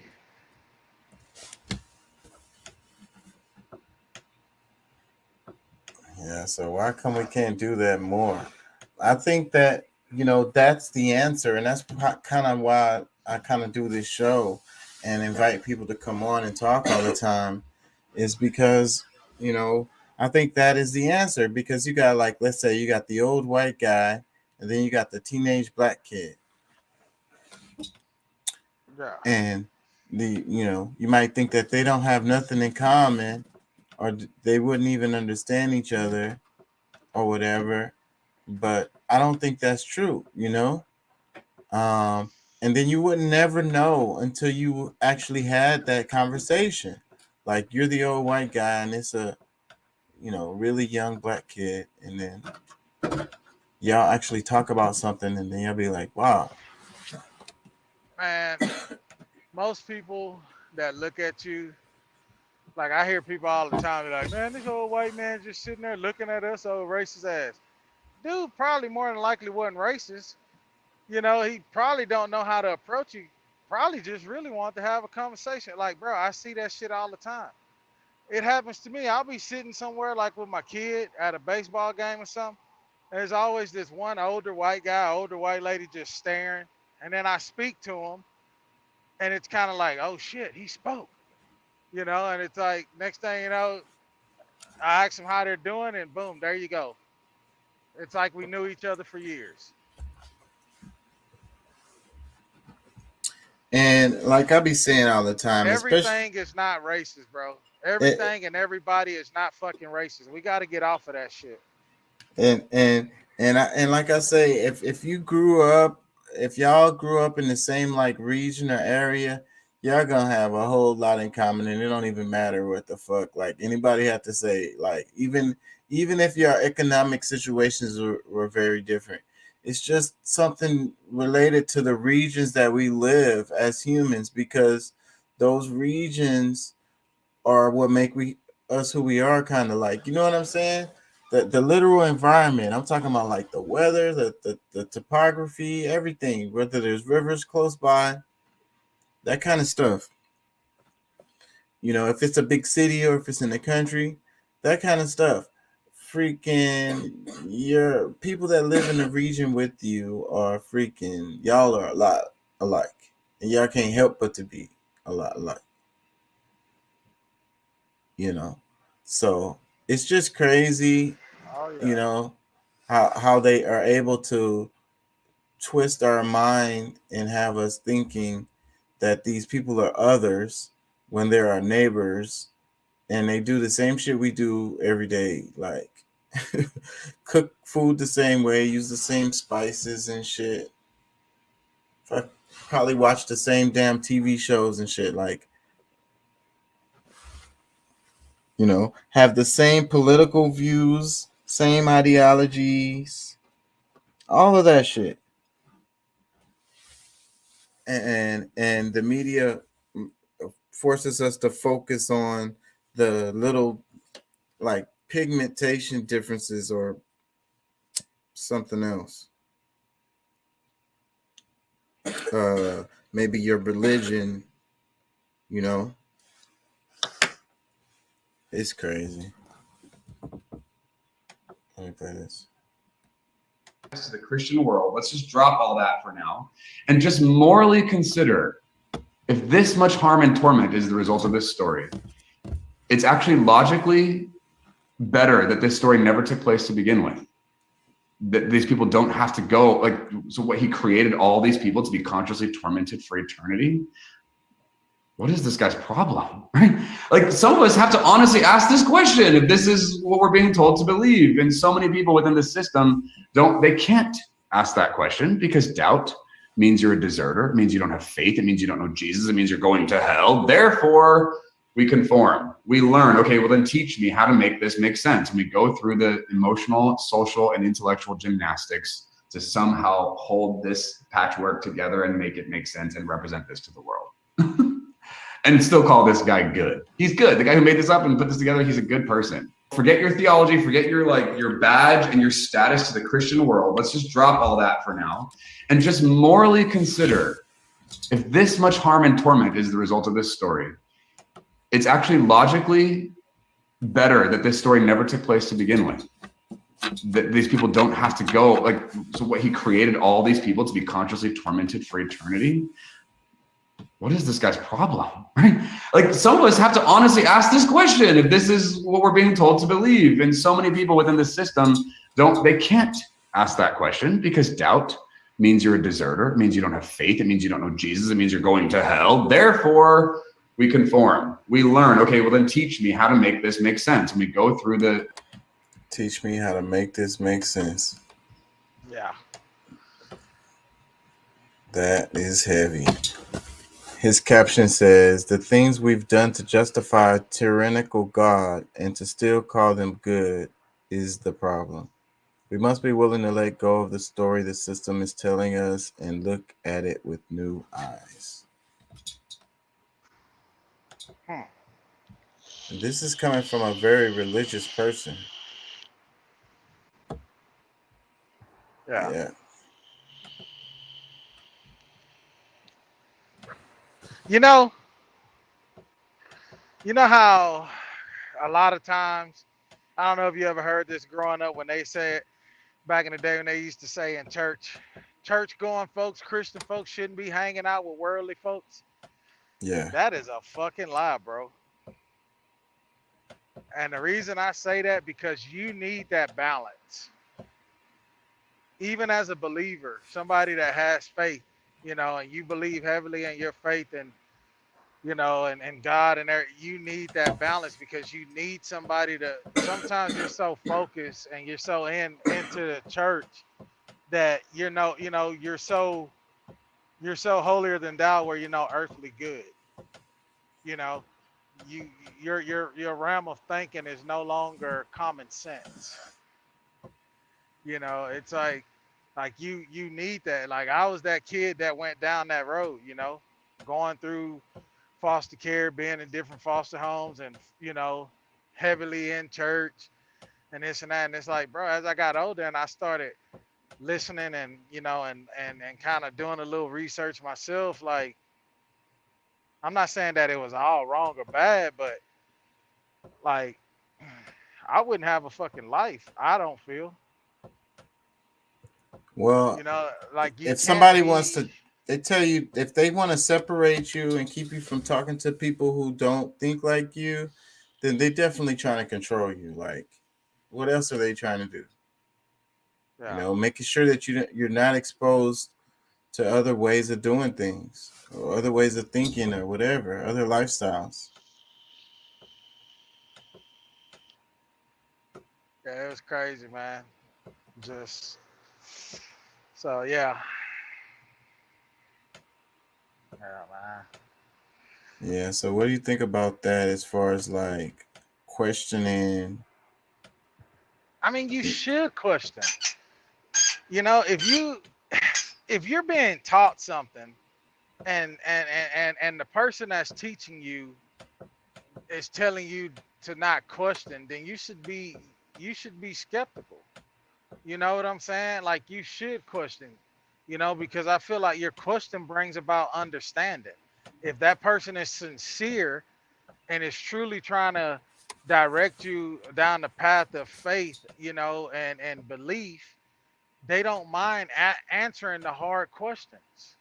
But somebody that has something to hide, somebody that's trying to control your beliefs, that's trying to keep you as a member, they want to deceive you. You know what I'm saying? And don't think that deception ain't in the church, bro.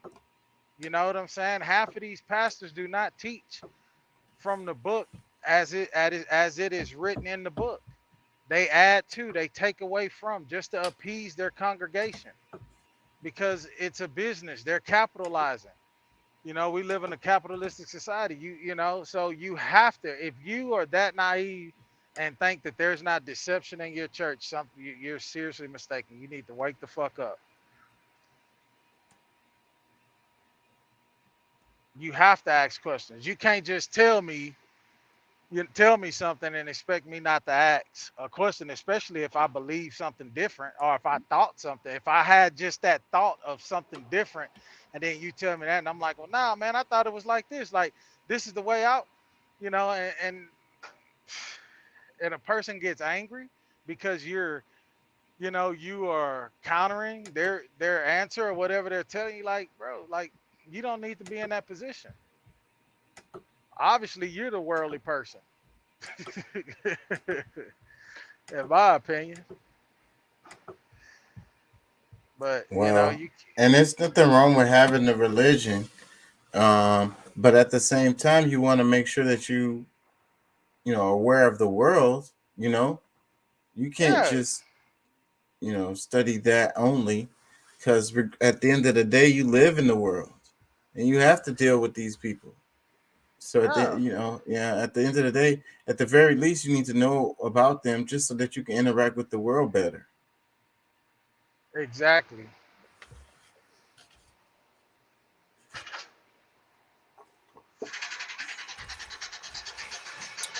I'm probably not gonna stay on here too long, but I got one more thing here, at least one more thing I wanted to cover. This one, it says private equity is shutting out millions of people from buying their homes. In 2021, private equity investors bought nearly 1 in 7 homes in top metro areas. This is essentially a direct transfer of wealth from working class into the pockets of private equity managers. And my argument with this is related to your investments that people make when they invest in the stock market or whatever. Because what do they call it? Like mutual funds or whatever. Like they spread it around to whatever the best investments are, right? So that's the best way to really do it, right? So, but then you don't really know exactly where your money is or what they're using it for or whatever. And then here it goes with these companies like Blackstone or BlackRock using your money that you invested to go buy up all the houses in your neighborhood. So you're going to be rent the same house you're finna rent. Yeah. And never have an opportunity to actually buy it. Shady investors are rigging the economy to get rich by making your life more expensive. It's called private equity. Private equity firms are privately owned financial organizations. Here's how they make money. They buy struggling companies with borrowed money, often using the company's assets as collateral for the loans. They then make the purchased company profitable by cutting wages, outsourcing jobs, and stripping assets. Then they resell what's left of the company, often laden with debt, and pocket the returns. Private equity managers have their tentacles in so many industries that they touch almost every part of your life without you even knowing. These are just a few. First, housing. Private equity has a hand in today's skyrocketing housing costs. Private equity-backed real estate corporations are buying up both single-family homes and apartment buildings at record rates. In 2021, private equity investors bought nearly 1 in 7 homes in the country's top metro areas, and private equity-backed corporations now own at least 260,000 homes across the country. It's a lucrative business. Blackstone, one of the largest private equity firms in the world, made a cool $7 billion when it sold off its shares of the rental company it created, Invitation Homes, more than double what it initially invested.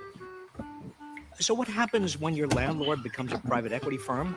Higher rent, faster evictions, punitive fees, shoddier repairs and services, if anyone even shows up at all. Even if your building isn't owned by a private equity firm, their impact on the market is probably driving your rent up. When corporate landlords gobble up already scarce homes, they shut out millions of people from being able to buy their own homes, preventing them from building financial stability and generational wealth. In essence, it's a direct transfer of wealth from the middle and working class into the pockets of private equity managers. Next, healthcare. Over the past 2 decades, private equity in healthcare has exploded from $5 billion to over $100 billion a year, from buying hospitals to staffing emergency rooms to taking over nursing homes. Team Health, a staffing agency owned by Blackstone, charges about 6 times what Medicare charges in emergency rooms. Team Health and Envision, another private equity-owned physician staffing firm, are notorious for their surprise medical bills. Don't you just love surprise bills? Team Health and Envision doctors aren't covered by insurance. So when a patient goes to an in-network hospital but is seen by a private equity doctor, the patient gets stuck with a surprise out-of-network bill. Beyond eye-popping costs, patients can also expect lower quality care. A sweeping study examined private equity-owned nursing homes and found dire effects. Staff hours were slashed, jobs disappeared, and the use of antipsychotic medications, which have a host of dangerous side effects, skyrocketed. All this contributed to a 10% increase in patient mortality. That's more than 1,000 lives lost every year on average. Now, if private equity is doing so much damage, how come it isn't the front page story on every paper in the country? Well, for starters, hedge funds and private equity firms own half the nation's daily papers. And about a quarter of U.S. newspapers, over 2,000 publications, have shut down over the past decade and a half. The result? Reporters, staff, and readers lose, while private equity managers get even richer. A 2022 study found that after private equity buyouts, the number of reporters and editors declined by nearly 10%. The East Bay Times in Oakland, California, owned by Alden Global Capital, laid off 20 employees just 1 week after the paper won a Pulitzer Prize. Declines in local news coverage are associated with lower voter turnout, less competitive local elections, and more government corruption. Even as jobs and hours are cut, subscription prices are jacked up, sticking readers with a lower quality product for a much higher cost. So what can be done? First and foremost, close the industry's favorite tax loophole that enables private equity managers to keep their taxes low. The carried interest loophole treats their personal income as capital gains, taxed at a top rate of just 20%, instead of the personal income it actually is, with a top tax rate of 37%. It's yet another way private equity is looting America. The pattern is clear. When private equity gets involved, costs get higher and quality gets lower, while the rich get richer. It's past time for Congress to rein in this predatory industry. They're doing this shit all over the place too, in all the different industries. Like they call it like a lien, where they come in, it's like a private equity firm. They come in and they buy the place, or sometimes they just get contracts to manage it, where they have a promise that they're going to make it more efficient and more profitable. And they have a blueprint of how to do that, and it works across the board. And it actually does work. So that's the reason why they're able to come in and do this all the damn time. But the result of it is always bad for the people, as far as the employees and the people who get the service from whatever this company provides. Yeah. And so, and then it's these damn monopolies, and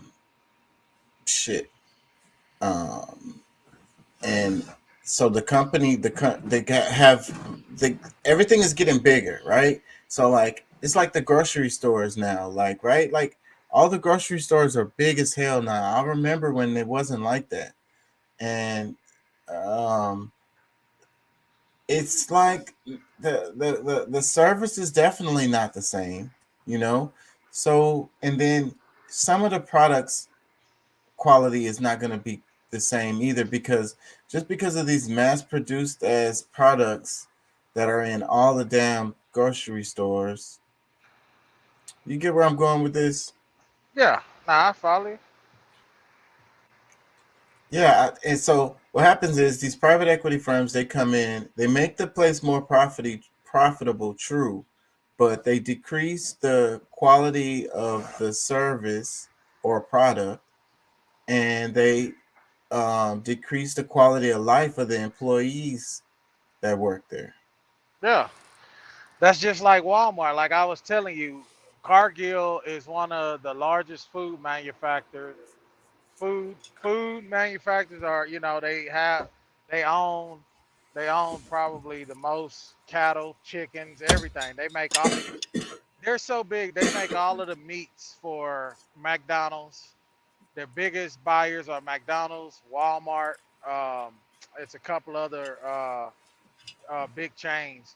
But if you've noticed, when you go into Walmart, the quality of now that they're buying all this shit from them, they partner with these people. Like the quality of meat inside Walmart sucks, dude. Their produce absolutely sucks. It's like the bottom of the batch, type of shit they get. You know what I'm saying? Even though it has a Tyson label on it, the chicken is horrible. You know what I'm saying? Like it's just the quality of it has gone down, man. Like everything since COVID, bro. Like everything has the quality of everything has just kind of just not kind of, but has gone down, man. The level of service, that you got, and it's like, you know, it just like it really hurt me because I've always been a supporter of small business. You know what I'm saying? Like I always like to try to support the small businesses, and it didn't matter if they were black, white, Hispanic, whatever, I always try to support small businesses. And it's like not having as many anymore, dude. Like that's where you got your best service from. But that's where everybody, like it's crazy, man. Like everybody would always try to lowball the small business guy or the small business company that was gonna do a service, but they'll pay John Moore and ABC Pest Pool and Lawn to come out and do some shit. But the small business guy, they're like, oh hell, I don't know why he want to charge me $300 to fertilize my lawn, But if John Moore came out and said it, they'd be, oh good, yeah, great. Just because they say, oh, we'll give you a warranty, and then 9 times out of 10 they may not even stand behind it because you didn't read the contract and read the clause in there where they don't have to honor the warranty. And they're gonna charge you your grass die. And they're gonna charge you $400 or $450 or some shit. It's gonna be even more.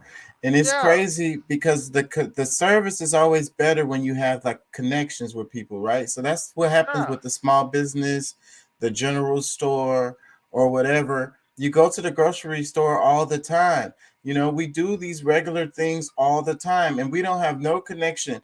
These big ass chains got this separation, going on where there's no connection, and there's no connection with the employees and the bosses either, because it's a corporation. So every time they say something, it's like, well, the corporate said this and corporate said that, and it's like, well, damn, can we talk to corporate and ask them some damn questions? Like, what the fuck?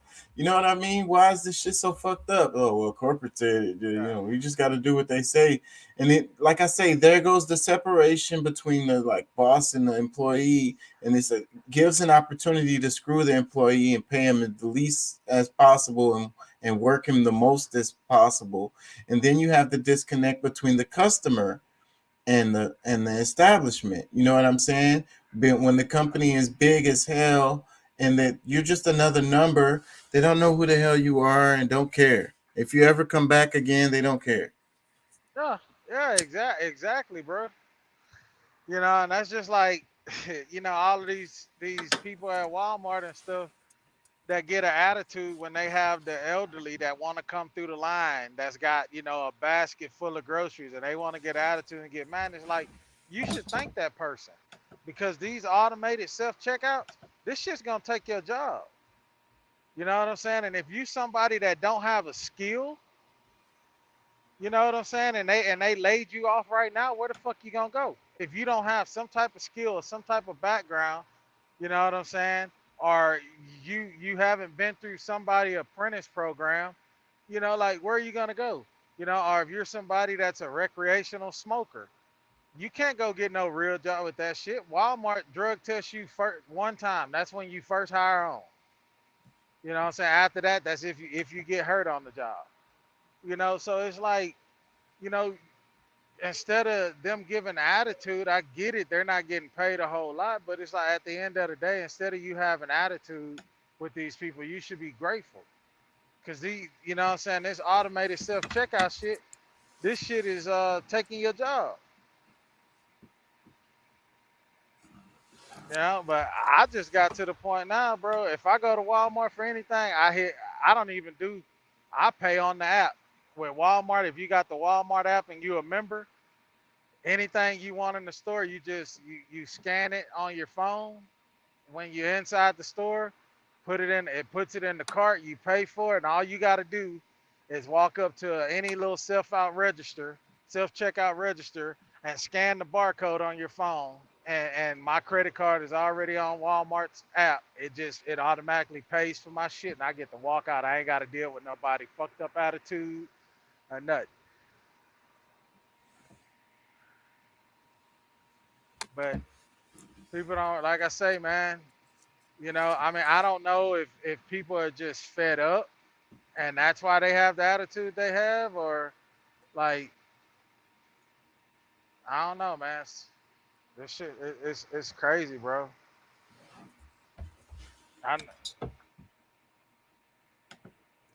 Yeah, go ahead. Freaking yeah, I don't know how we got here, man. Bro, it's like I'm telling you, dog, you go in Walmart, it's night and day as opposed to going to Kroger, going to Randall's, or nigga HEB. I love HEB. I'm always in that. You go to HEB and you walk in the line, they always like, hey, how you doing? How's your day going? You know what I'm saying? Even if they fake, just the simple fact that they speak to you. You walk into Walmart, bro, and you go through a checkout line, the motherfucker standing behind the register don't say hi, don't say, did you find everything okay? Yeah, but I think it's HEB. I love HEB too. That's where I go. But I think HEB is turning into Walmart. It's getting so big. All the HEBs so big. It's less personal, a lot less. There's so many people in the store. It's like a damn little city. That's because nobody shops at. No, I mean, people really aren't. Walmart still gets a lot of business. True enough, they're getting a lot of business, but a lot of people are spending the couple of extra pennies, or maybe even $1 extra, and going to HEB where they have a level of customer service, where there's better meat, where there's better produce. You know what I'm saying? Where in HEB, you can walk in fucking HEB and the shit that you got last week, guess what? It's gonna be on that same fucking aisle. You go on Walmart, the shit that you got yesterday, you go back to buy some more of that shit. They didn't move that shit 5 other aisles away across to the other side of the store. Like, you know, it's like the level of service that you get. I mean, I'm sure there's some HEBs in some areas where you're not getting that customer service that you would like to get, especially spending your money. I'm not saying they're just the best, but I'm just saying, like, I've been to HEBs all over Houston, Springs, Cypress, Katy, you know, even in the little small hick towns.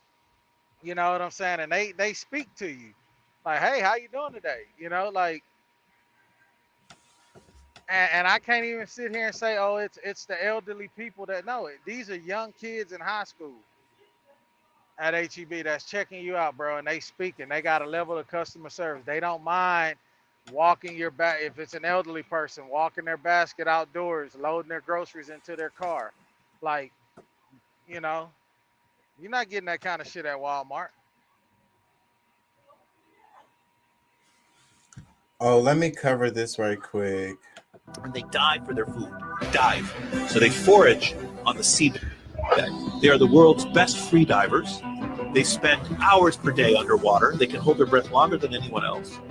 And they do it nothing except with weights and wooden goggles.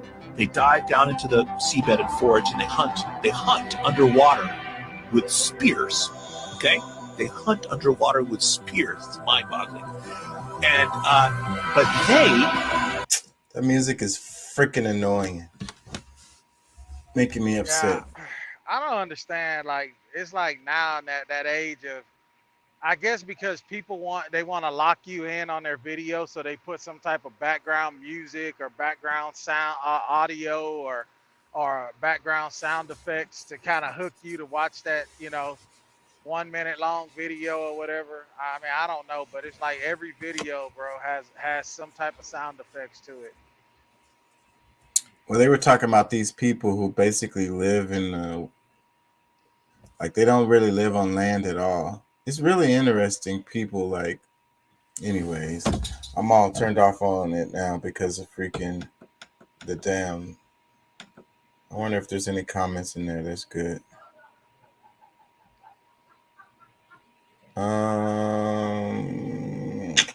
There is a documentary about this because I saw this before. I think they covered it on is it Life? They did the one where they was talking about people and they did cultures around the world. It was just like the ones where they did when they talk about Earth. It's like David Attenborough,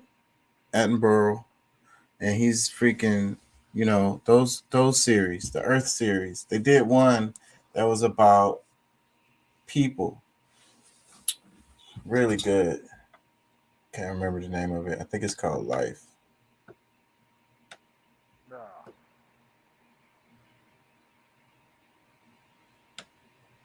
Yeah, man. It's getting late. Yeah, I feel you. I've been rolling today, man. Shit, I've been in Nebraska, now I'm back down here in Missouri. Finishing up. Yeah.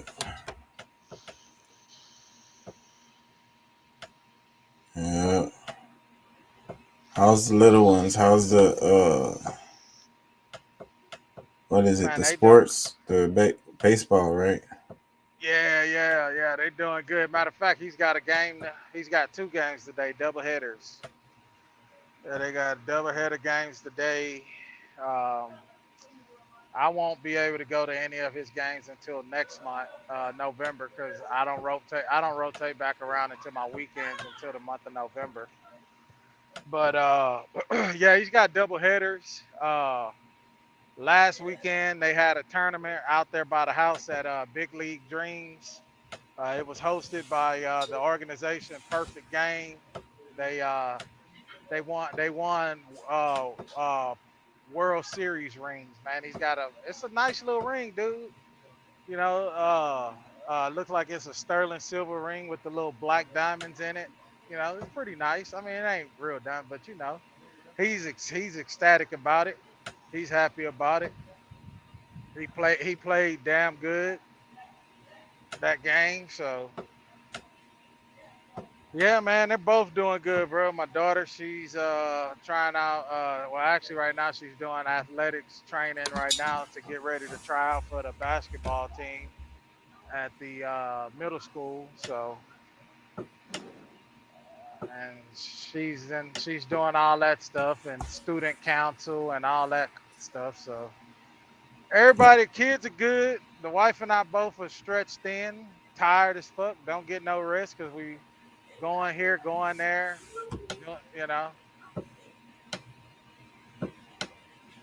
That's what's up, man. Yeah, man. Sure. So, but other than that shit, man, how about you? How about you guys, man? Hello? You there? Did I drop out? Oh, you muted your mic. Yeah, it was me. Same old, man. Shit, and I is fighting the flu right now. Oh, wow. So I'm dealing with that right now. Dang it, man. You made her some soup? Yeah, I went and got some pho yesterday. Some pho. She really barely ate it though. Yeah, man. Get you a whole chicken, man. Make you some homemade chicken stock and whip you up a good old chicken soup, man. Some cayenne pepper in there, all of the good stuff. Some, zucchini, squash, carrots. Yeah, I might do that. Get her some of that what is it? That one tea, damn, I forget the name of it, but it's a green tea. Get that, man, and get that honey. Put honey and cinnamon in it. Honey, cinnamon, and lemon. Of course, the honey is good for with her coughing and all that stuff. It'll help to break up the mucus, but the cinnamon is gonna actually go in there and break up all of that phlegm in her lungs. Yeah. She drinks that a few times a day. Yeah, that cinnamon, and then of course the lemon, the acidity is gonna help to fight that virus.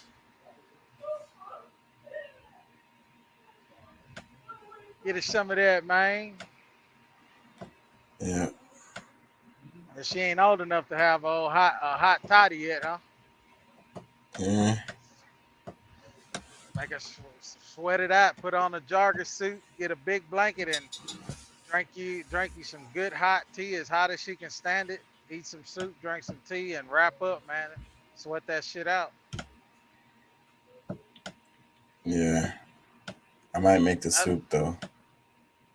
That's what I do, man. Shit, I remember one time, man, I caught the flu. I was fucked up, bro. And I was actually at home. I was working at home, and I didn't want to get them sick. You know what I'm saying? So the last apartment we had a closet in the hallway that was huge. It was like this fucking closet could literally have been like a one-person office. It was that big, bro.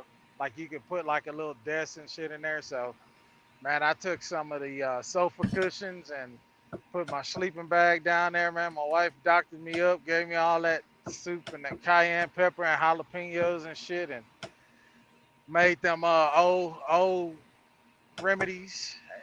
She made me some she made some homemade, made the elderberry and all that shit, bro. I sweated that shit out. That next day, bro, I woke up that morning, all that crap was coming up, bro. All that phlegm. That shit was I felt so better. I feel so much better, man.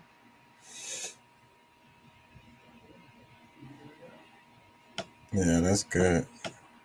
Yeah, I went because I didn't want to get them sick, so I went slept in that little closet, bro. I had my iPad in there and shit, so I can watch TV. Had me a little little spotlight you can plug into the wall. Had me a little light in there. Shit, man, I slept in there and I put them damn sofa cushions down, that sleeping bag, and I put on a jogger suit I had and sweated that shit out. I'm telling you, man, I felt so much better the next day, bro. Like literally. Well, they say that shit is going around, the flu. Yep. Yeah, it's going around. Especially with her, still being in school and shit. Yeah. Because these parents, man, their child is sick, bro. They're like, nah, you going to school. And they send their child to school and get everybody else fucking sick. Yeah. Yeah, they said she got to stay home for a week. I think that's what they said. Yeah. Oh, that's a good thing, man. She can get better, rest, relax, rest. That's the biggest thing, man. When you're sick like that, you need to rest. You need to lay down, sleep, Yeah, that's what I was telling you. Let your body fight that shit off. Don't be eating you got a flu. You don't need to be eating no solid foods. It needs to be soup, drinking chicken broth with cayenne pepper, sucking on the lemon, chew some cloves of garlic. I understand she may not like the garlic. You can take and mince that garlic up and put some honey in that shit, and she can throw that back with on a tablespoon or something like that, dude. That shit right there helps, bro. It's nasty, but it helps.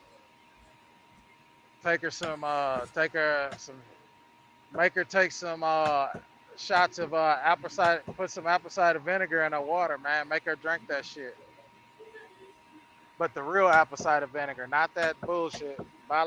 Get the Bragg's brand. Put a shot of that shit in her water. Yeah, I be sliding the garlic in there all the time.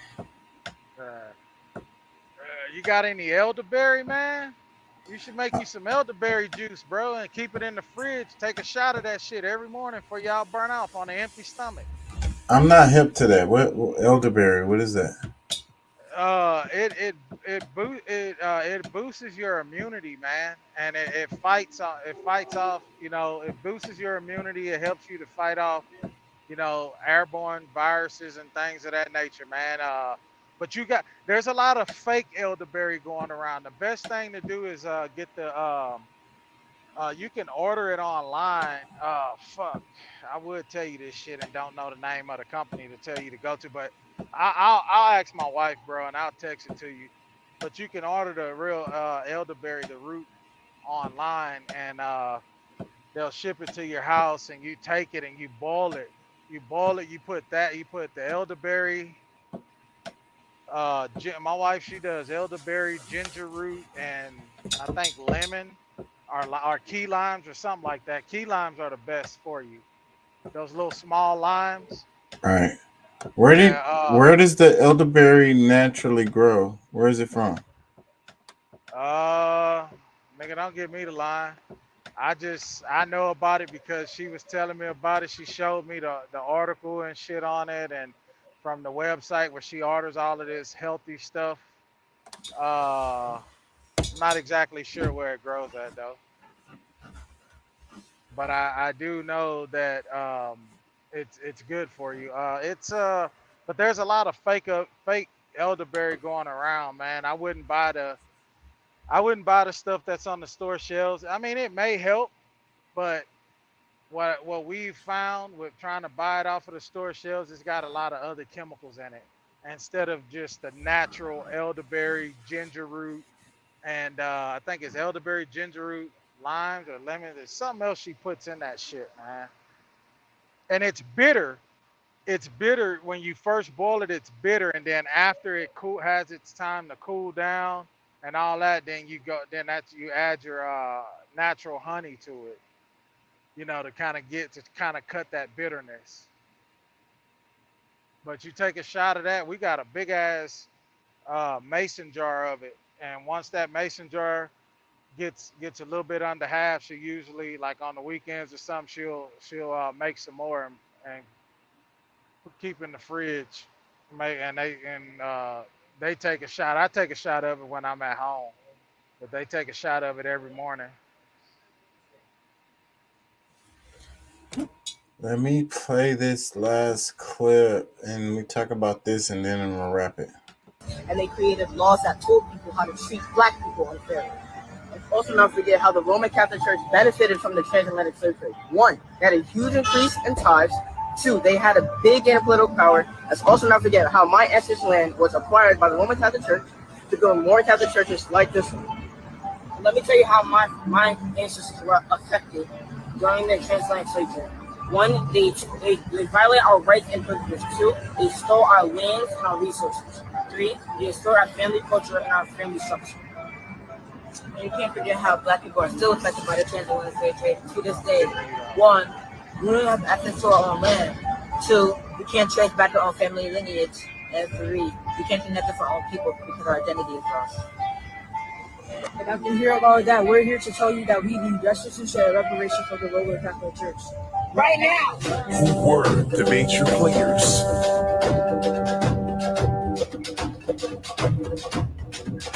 Hey, we're going to tell you why we need restitution. So they're saying that the Roman Catholic Church deserves to pay, that they owe reparations to the descendants of slaves.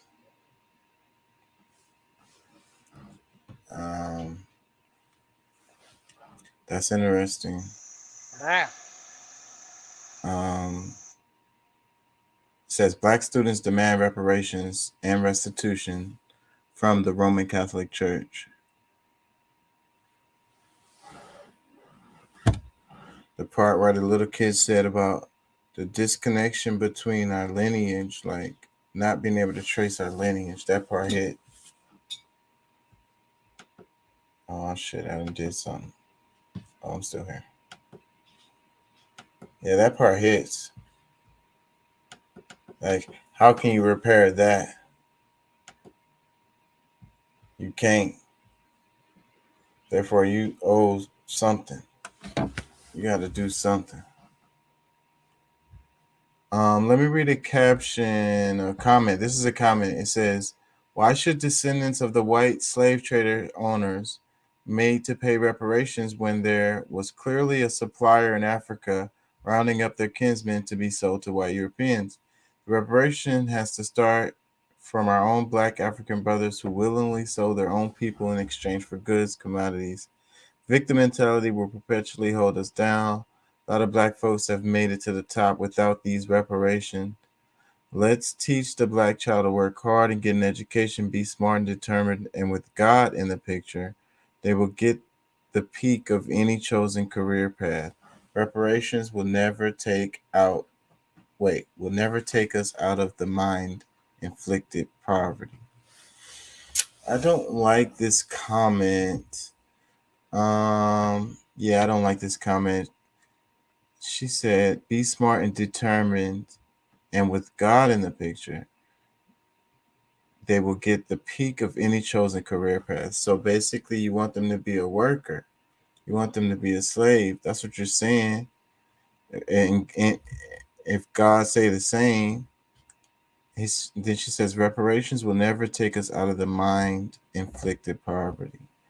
So, I mean, I can agree with that comment as far as the freaking poverty mindset is something that needs to be, fought against. And I talk about it all the time. We need to push against that. It's definitely a thing. But then she says reparations will never take us out of the mind-inflicted poverty. So basically, since y'all are stuck in the poverty mindset, y'all shouldn't get reparations anyways. Basically, she's making an argument against reparations. And then they're going to use this too. This could be a bot, because this is exactly what they're going to say. The argument about the African people rounding up their kinsmen to be sold to white Europeans. And that's that movie that came out, The Woman King, really brought that to a forefront into the conversation. And I think that was the point. And so it's like, because the argument of reparations have been getting stronger and stronger. So this is the rebuttal to it.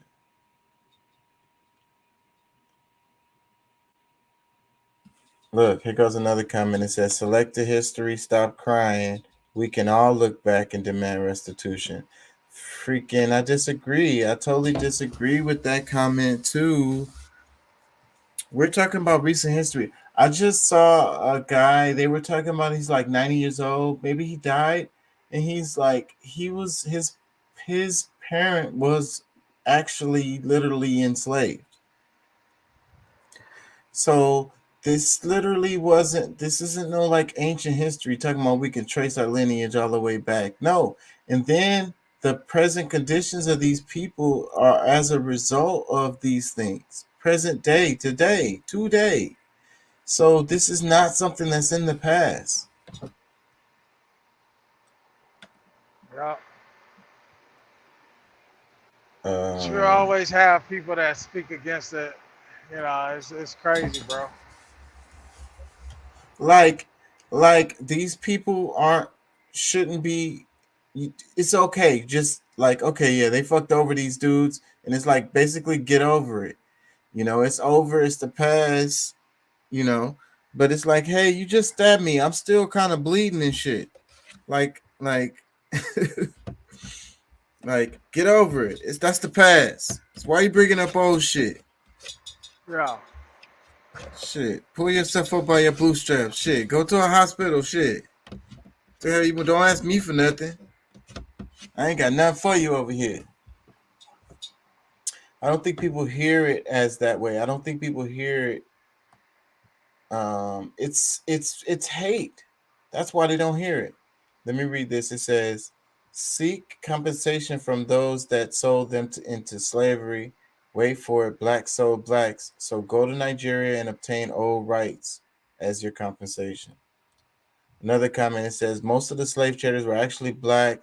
They were competing tribes who sold people from other tribes in Africa. So if you want reparations, you need to look in the mirror. I suggest you stop blaming everyone else for your failures in life. I really hate these comments. I wonder if these are bots or real people. Let me read another one. It says, it doesn't take from the fact that Columbus, who was working for Spain, slaughtered our people from Puerto Rico and shoved the Catholic religion literally down our throats. And yes, Africans sold their own people to the Europeans, but slavery was everywhere, even amongst the Irish and other whites, and not only people of different races, but religions. Let's not forget about the Jewish. This one is actually fair in a lot of ways. This is a fair argument right here. But I think there's multiple peoples that deserve reparations. But as far as the Jewish people, they got reparations. So that part, you can leave them out of the conversation. So yeah, bad shit happened throughout history and to different people around the world and whatever. That's true. But there's a present condition related to the people related to the Americas. And this is recent history, and these people are still suffering as a result of it. It's a real thing. This one says, damn it, what did I do? Went to this dude's page. Oh, it's gone now.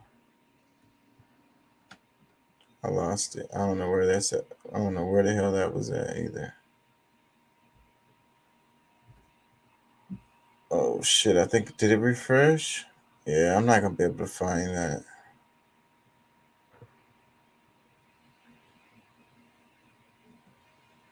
Anyways, so these people who making the argument, against reparations, don't want to acknowledge the reality that these people were wronged. That something that was fucked up happened. And that's the same reason why we lead into these things happening again. That's the reason why there needs to be reparations, it's really for the future generations, so that we won't go down this road again. Hopefully we can acknowledge what we did wrong, say I'm sorry, and try to make amends, and then that'll be recorded in history. So, but that's one of the biggest things that they don't never want to do. They don't want to never admit that they did something wrong, that anyone did anything wrong, Yeah. It's like, it was just the way it is. Oh, there's slavery all around the world or whatever. So even if that's true, did that make it right? Nope. So then they're like, well, it's not practical to make all those people pay this stuff back or whatever. Well, okay, that could be a fair argument. But where can we start? Is there a place where we can start? Can we find some area where... Look at how many of these motherfuckers are still benefiting from slavery. Right. That are still benefiting from this free labor. That money is still in circulation. That old money. That's what I was about to say. The Koch brothers, the guys that own some of the most, major Chase Bank. corporations, they're the empires in the chemical industry. The Koch brothers, Koch, they own DuPont for years, bro. Like, they still are out here, even though they killed up a bunch of people from burying barrels of fucking chemicals in the ground. They're still here, That's the argument I was about to make. You made it for me, but the money is literally still there. Like, they literally still have the money, like literally. Like, this is not figuratively, this is literally. The money that they made from the free labor, they still have in their bank account right now. Like, literally. This is not no exaggeration. This is literally. They were corporations. The plantation is a corporation. It's funny how they teach history in a way that you don't connect it to present times. Like, And again, this wasn't that long ago. The way they did stuff then is very similar to how things are done now. You still have the same problems. You have commodities, you have logistics, you know what I'm saying? You have customers, you have orders, you know, you have shipping. That shit is all the same. Bro, I honestly believe a lot of people that speak to this shit, you know, that say these things, you know, it's like, it's just these, I don't know. I guess they allude to the fact of, oh, you got poor white people. Yeah, there's always been a class of poor white people since the beginning of time. Starting with the Rockefellers back in the day when they started that eugenics program that they were doing on brown-headed white folks. And You I know, think that's what gets conflated, because just like we were talking about with the anti-Semitism, and they're talking about this is for all Jews, they conflated with the Jewish people. The things when people criticize the state of Israel, they conflate it with the actual Jewish people. So then that's the same thing with this. It's like reparations for slavery. Then it's like they're conflating it to all the white people in the states, or all the white people in the West are guilty and owe reparations. And that's not what they're saying at all. nope. You got specific organizations, specific companies, specific institutions that Yeah. are responsible and still benefit from it to this day. And they can make it right, or they can make it better. They can change direction. They can at Yep. least say, I'm sorry. Yep. I was wrong for doing that to y'all. Y'all are actually humans. Y'all deserve human rights. Oh, I found it. This is it right here. But they don't feel like them people are humans. That's what the comments, whenever they talk about Haiti, that's like the main thing they say is like they're animals. But here's the thing, right? So they said a lot of black people um, have made it without those reparations. But look at, yeah, they made it without those reparations. And if they wasn't some NBA player or MLB player or NFL player or some singer, songwriter or some movie star, they would still be treated like the everyday black person in America. You know what I'm saying? They made it off of a talent, but they were still used. You know what I'm saying? Like, come on, bro. Like, pay attention to what the fuck you saying.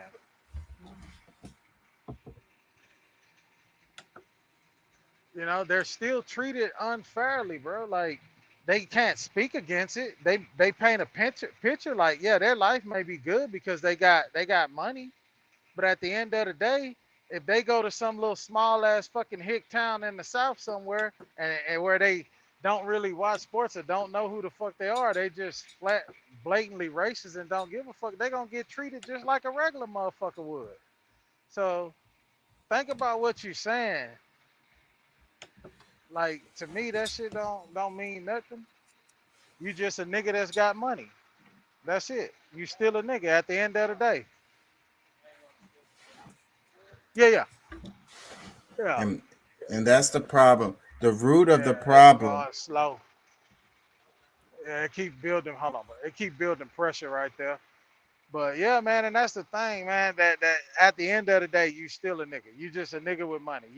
They may treat you a little bit better, but at the end of the day, let that other side of you come out. Let you get in trouble and see how they fucking demonize you in the media. You know what I'm saying? And the root of the problem is that you got people that believe, and they really believe this, that these other people are not human, you know? They're not really human. They're animals. They're Bro, not, they don't like, we're believe not the same anybody outside of species. their circle is human. they don't believe anybody outside of their circle is human.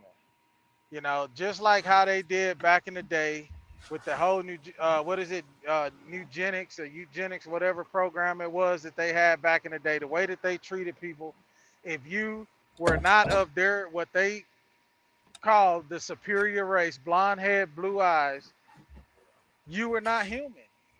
They felt like you didn't even deserve a place in society. And that's why that's why they did what they did. And that shit still exists today. You know, like the shit that they're doing to us now, like, you know, I mean, yeah, we've come a long way, but we still have yet far to go, bro. You know what I'm saying? Things have gotten better. Yes, it has. Yeah, there's doors that are opening and things of that nature. But we can't forget that there was people that was wrong. You know what I'm saying? Innocent people were killed. You know what I'm saying? Innocent children and women were raped and beaten. You know, and these folks got off. You know, and you still have this class structure, this hierarchy that was, you know, put in place for that reason. We still have laws and shit that uphold this stuff, you know, that continues to create this system where you have this marginalized community. Yep. So they try to disconnect it from today, but that's a problem because it's really true. Yeah, and then they always try to come from the perspective of, oh well, that's not fair because you're attacking this, you know, these generation of white folks that had nothing to do with slavery. We're not attacking them. You know what I'm saying? There's actually good white folks out here, bro, that take a stand against the shit, the injustices that happen. You know what I'm saying? It's not that we're not focused on them. It's not that we're not saying that, you know, that they don't matter. You know what I'm saying? We're just asking to fucking be acknowledged, dude. We're not even acknowledged as a nationality. You know, as black people in America, we're not even acknowledged as a nationality. Like, what the fuck?